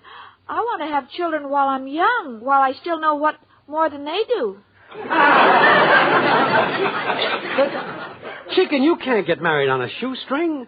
Besides, I want you to have a nice home, beautiful furniture, a maid, and a car of your own. Oh, Al, a car of my own? Well, certainly. You think after we're married I'm going to let you walk to work? Oh, but Al, I get so tired of waiting for that day. Oh, now, Chicken, you got to be patient till one of my deals comes through. Oh, Al, if you could only get a good job like Jane's new boyfriend has, we could get married right away. Yeah, what does this guy do? Oh, he's with the government in charge of financial distribution. Financial distribution. Sounds important. Chicken, me meeting a guy like that might change our whole future. How? I'm working on a plan. Know all our dreams will come true. Oh, Al, I have so much confidence in you. Let me give you a big kiss for luck. Okay, Chicken. Hey, Chicken, what's the idea of making those cross eyes when I kissed you? Well, I wanted to see on which side of my nose your nose goes when you kiss me. Which side? Neither. We meet bumper to bumper.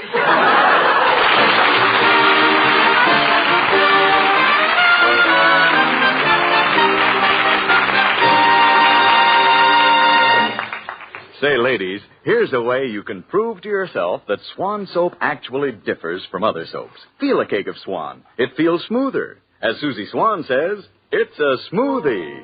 It's a smoothie, it's a cake of Swan. You can feel that super creamed blend. You can feel the difference in it. You can tell it in a minute. It's a smoothie. That's Swan. Yes, ladies, the way Swan feels is a direct result of Swan's super creamed blend. So next time when you unwrap a cake of Swan, make this little test. Run your fingertips over the surface of the cake. Feel the smoothness. See how Swan's super creamed blend makes Swan differ from other soaps. Then, when you use Swan for dishes, feel Swan's suds. They feel richer, creamier, and Swan's mild suds protect your hands. Sure, when you're through, look at your hands. You'll see they're left with a smooth, soft, young look. What's more, Swan Super Cream suds are thick, fast suds, too, and they rinse away so completely your dishes don't need wiping. It's true, Swan soap means faster dishwashing and protection for your hands, thanks to Swan's exclusive Super Creamed blend.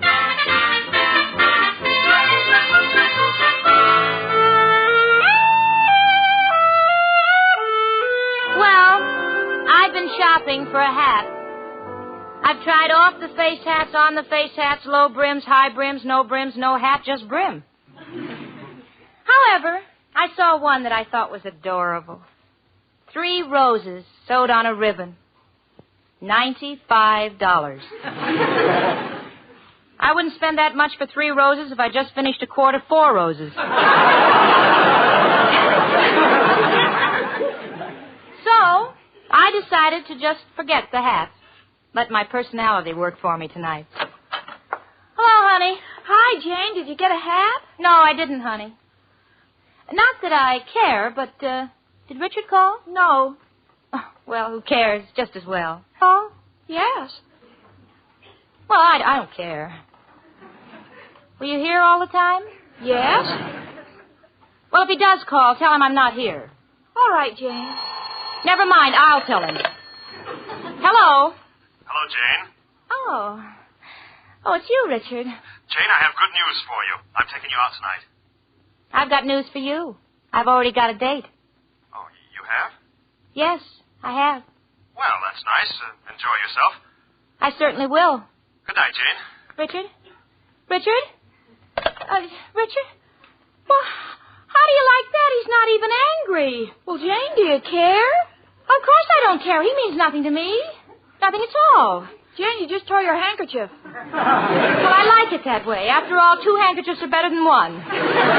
Oh, leave me alone, will you? All men are dogs. Come in. Hiya, chicken. Hello, Prince, honey. We were just talking about you. Oh? Something good, I hope.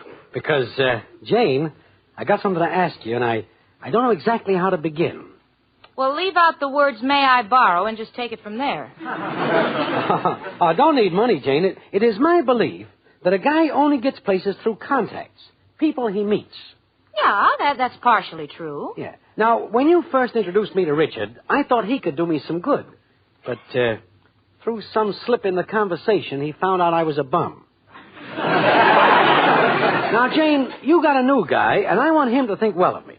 I mean... You mean in case he can do you some good? Well, contacts are vital, Jane. Now, wait, Al. I've just met Peter. It's our very first date. I haven't even been out with him yet. I know he has an important position with the government, but I can't ask him to waste his time helping out the unemployed. But, Jane, I'm not asking for myself. It's for Chicken. I want to marry her. But first I want to make a man out of myself. Oh, Al, don't change too much. Hold it, Chicken. Look, Jane, your new guy is with the government, and they got lots of jobs open. There's diplomatic work, there's reclamation projects. Well, I might get a job with the TVA. No, Al, I don't want you to fly. Chicken, TVA is a dam. I don't want you to swear either. What do you say, Jane? I'd get down on my knees and beg you, but this suit won't take it. What do you say we all go to dinner together? Well, gee, Al, I'd like to help you make new contacts if I could, but I can't impose on a strange man and an important man on our very first date. I'm not asking for charity. The treat's on me. We'll pick up the check to impress this guy. Part of the scheme. Oh, Al, I just can't do it. Oh, Jane, it's for our children. I can't even do it for your children, and believe me, I'm crazy about them.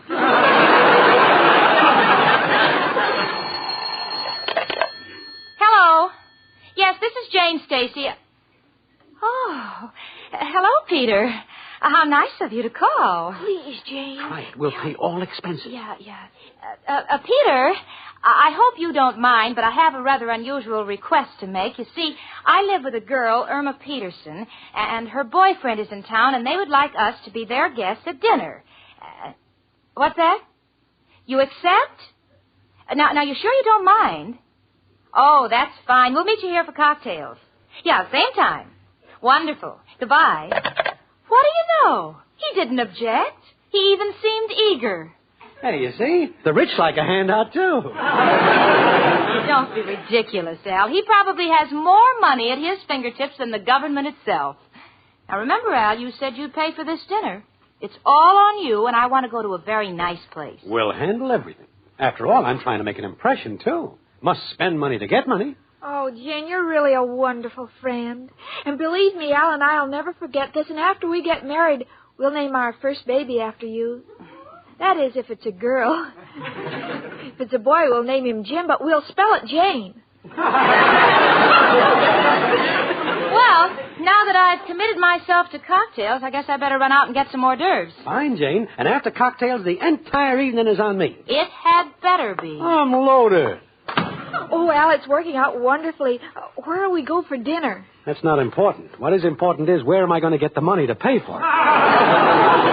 Oh, but Al, didn't you get your unemployment check today? Yeah, but made some bad business investments, Chicken. Ran into the crummiest slot machines I have ever seen. I have seen more lemons today than the whole state of California. Oh, but Al, Jane and her boyfriend are going as your guest. What are you going to do? Chicken, when you're in a spot like this, there's only one man who can help you. Who, Al? Who else but... Hello, Joe. Al, got a problem. Need $50 immediately. What do you suggest?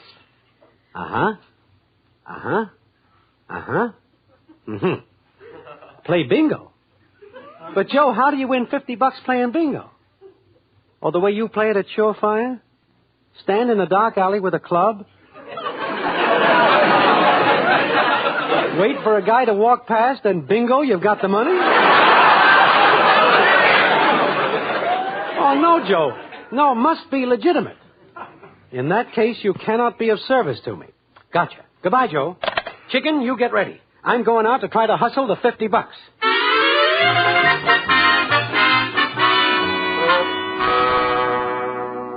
But, Al, you got your unemployment check today. What are you doing back? Pete, I'm in a spot.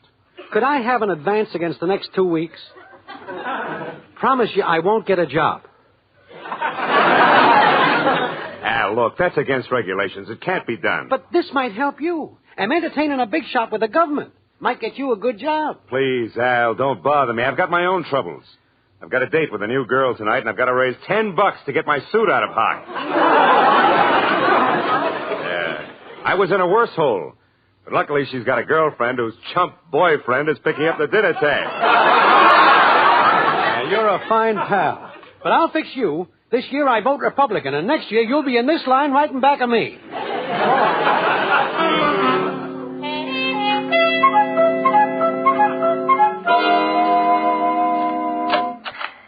Well, Al, I'm all dressed and ready to go out. Are we going to a ritzy restaurant? With my present resources, Chicken, I hope Jane's boyfriend's a vegetarian. Why? Looks like we're going to chew grass in the park. Oh, Al, Jane will be embarrassed because this is her first date, and he's such an important man and everything. Come in. It's only us again, Kropotkin and O'Reilly. Oh, hello. Mrs. O'Reilly and I would like for you to do us a favor tonight, please. We are going out, and we wonder if you'll take any messages that come for us. Be glad to, Professor, but you got to do me a favor. Huh? It's a matter of life or death. Could you lend me 50? Sure. Can you break $1? No, $50. Al, if I had $50, do you think I would be going around with a certain party so she won't throw me out because I can't pay the rent? Oh, Professor, you and your jokes. Al, since you're Irma's boyfriend and I'm in such a good mood tonight, I'll lend you the $50. Gee, thanks. If I thought I'd get it back. Oh, I'll be good for it. Very well. Now, if you gentlemen turn your backs, I'll take it out of the vault. Now, don't peek, Professor. It's in my stocking. How do you like that? And to think I've been wasting time holding hands with her.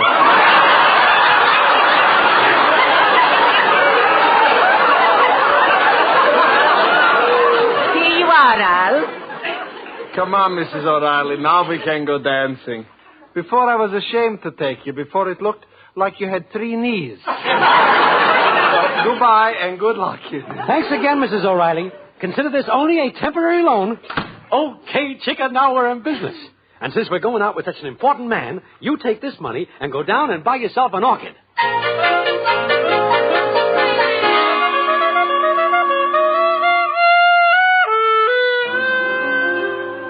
Well, Al and Irma and myself are waiting for Peter Guilford to come over for cocktails. Irma's dressed for the occasion. She's wearing a sweater with her initials, an I and a P embroidered on it. And knowing that Peter is a government man, Irma wants to show him she's impartial, so she's embroidered 2 more letters in front of her initials, D for Democrat and an R for Republican. Of course, the fact that it comes out drip doesn't seem to bother her at all. Honey? Yes, Jane? You know, I can't understand why Peter's late. Well, he better show up. I've already invested $10 for Chicken's orchid. He's got to be a very big man for me to get my money back. Now, don't worry, Al, and just don't embarrass me, please. Well, I guess I'll go in the kitchen and fix the hors d'oeuvres. Chicken, just got an idea. What, Al? When this Peter gets here, it won't be right for me to blow my own horn. So I think I'll go into the bathroom, and that'll give you a chance to tell him all about me. Well, Al, what shall I say? Well, tell him I'm now retired, but will make myself available because I know the government wants men to take charge of various projects in all 48 states. The projects in all 48 states. Yes, I'll remember. Oh, that must be him now. Let him in. I'll be in the bathroom. Come in, Mr. Guilford. Oh, good evening. You must be Jane's roommate. Yes, that's me. My initials are on my sweater. Just the second half. Won't you sit down so we can chat about my boyfriend? What about him? He's been engaged in various projects, and he's wanted in all 48 states.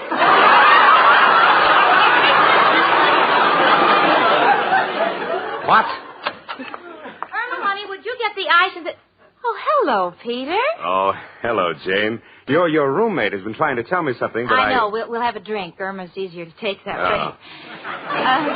Al, come on out. I want you to meet someone. Come in. Al, this is... Al! Pete! Holy mackerel. Jane, is this the big shot government man? Why, yes. Chicken, you know your orchid? Yes? Put it in the icebox. We're going to have to eat it all week.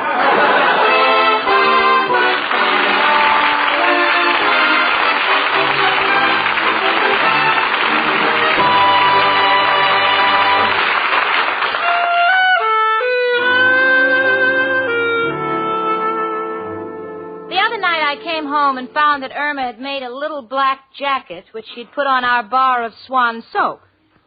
So I said, Irma, honey, what's the idea of that? And Irma said, well, Jane, if a penguin can wear a tuxedo, so can our Swan. Well, that's Irma keeping her eye on her Swan soap. And no wonder, because Irma knows that Swan is the perfect soap for dishes. And you know, ladies, it is. Why, even the way a cake of Swan feels tells you it's a perfect dishwashing soap. Sure, the next time you unwrap a cake of Swan, just feel the cake with your fingertips.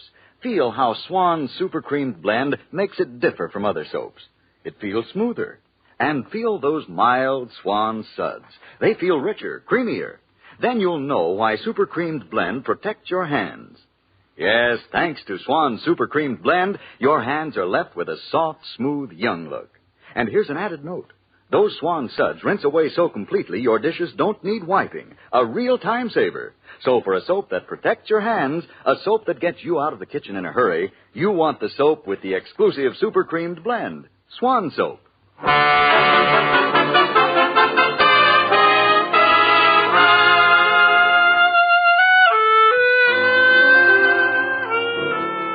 Well, it's a small world.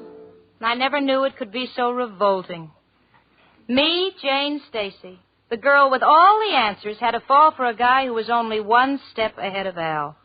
So I said, you know, Irma, I've learned my lesson. I'm going to stick with Richard. A bird in the hand is worth two in the bush. That's what Al says. What do you mean, honey? He says, why should he go looking for another chicken when he has a perfectly good cuckoo?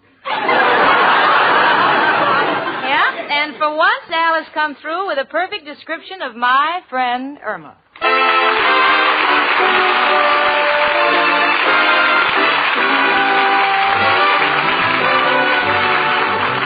My Friend Irma, presented by Swan, another fine product of Lever Brothers Company, was produced and directed by Cy Howard. Tonight's script was written by Cy Howard and Park Levy. My Friend Irma stars Marie Wilson as Irma and Kathy Lewis as Jane. The part of Professor Kropotkin was played by Hans Conried. Ladies, listen. The shortage of fats and oils is still very serious, and it's worldwide. So please keep on saving every drop of used kitchen fat. Your butcher will pay you for every pound. Frank Bingman speaking. Spry. Cakes are light and high. Spry. There's a reason why. Spry. Cakes improve with Spry. Rely on Spry. Yes, there's a reason why Spry makes grand cakes. Spry has an amazing cake improver secret. Try the Spry one bowl way and be sure of lighter, finer, richer cakes every time. No other type of shortening has Spry's cake improver. For new cake-making success, try Spry, the pure all-vegetable shortening. Rely on Spry. S-P-R-Y. Rely on Spry. Tune in next week 1 hour earlier and listen to the Lux Radio Theater, immediately followed by My Friend Irma. This is CBS, where 99 million people gather every week, the Columbia Broadcasting System.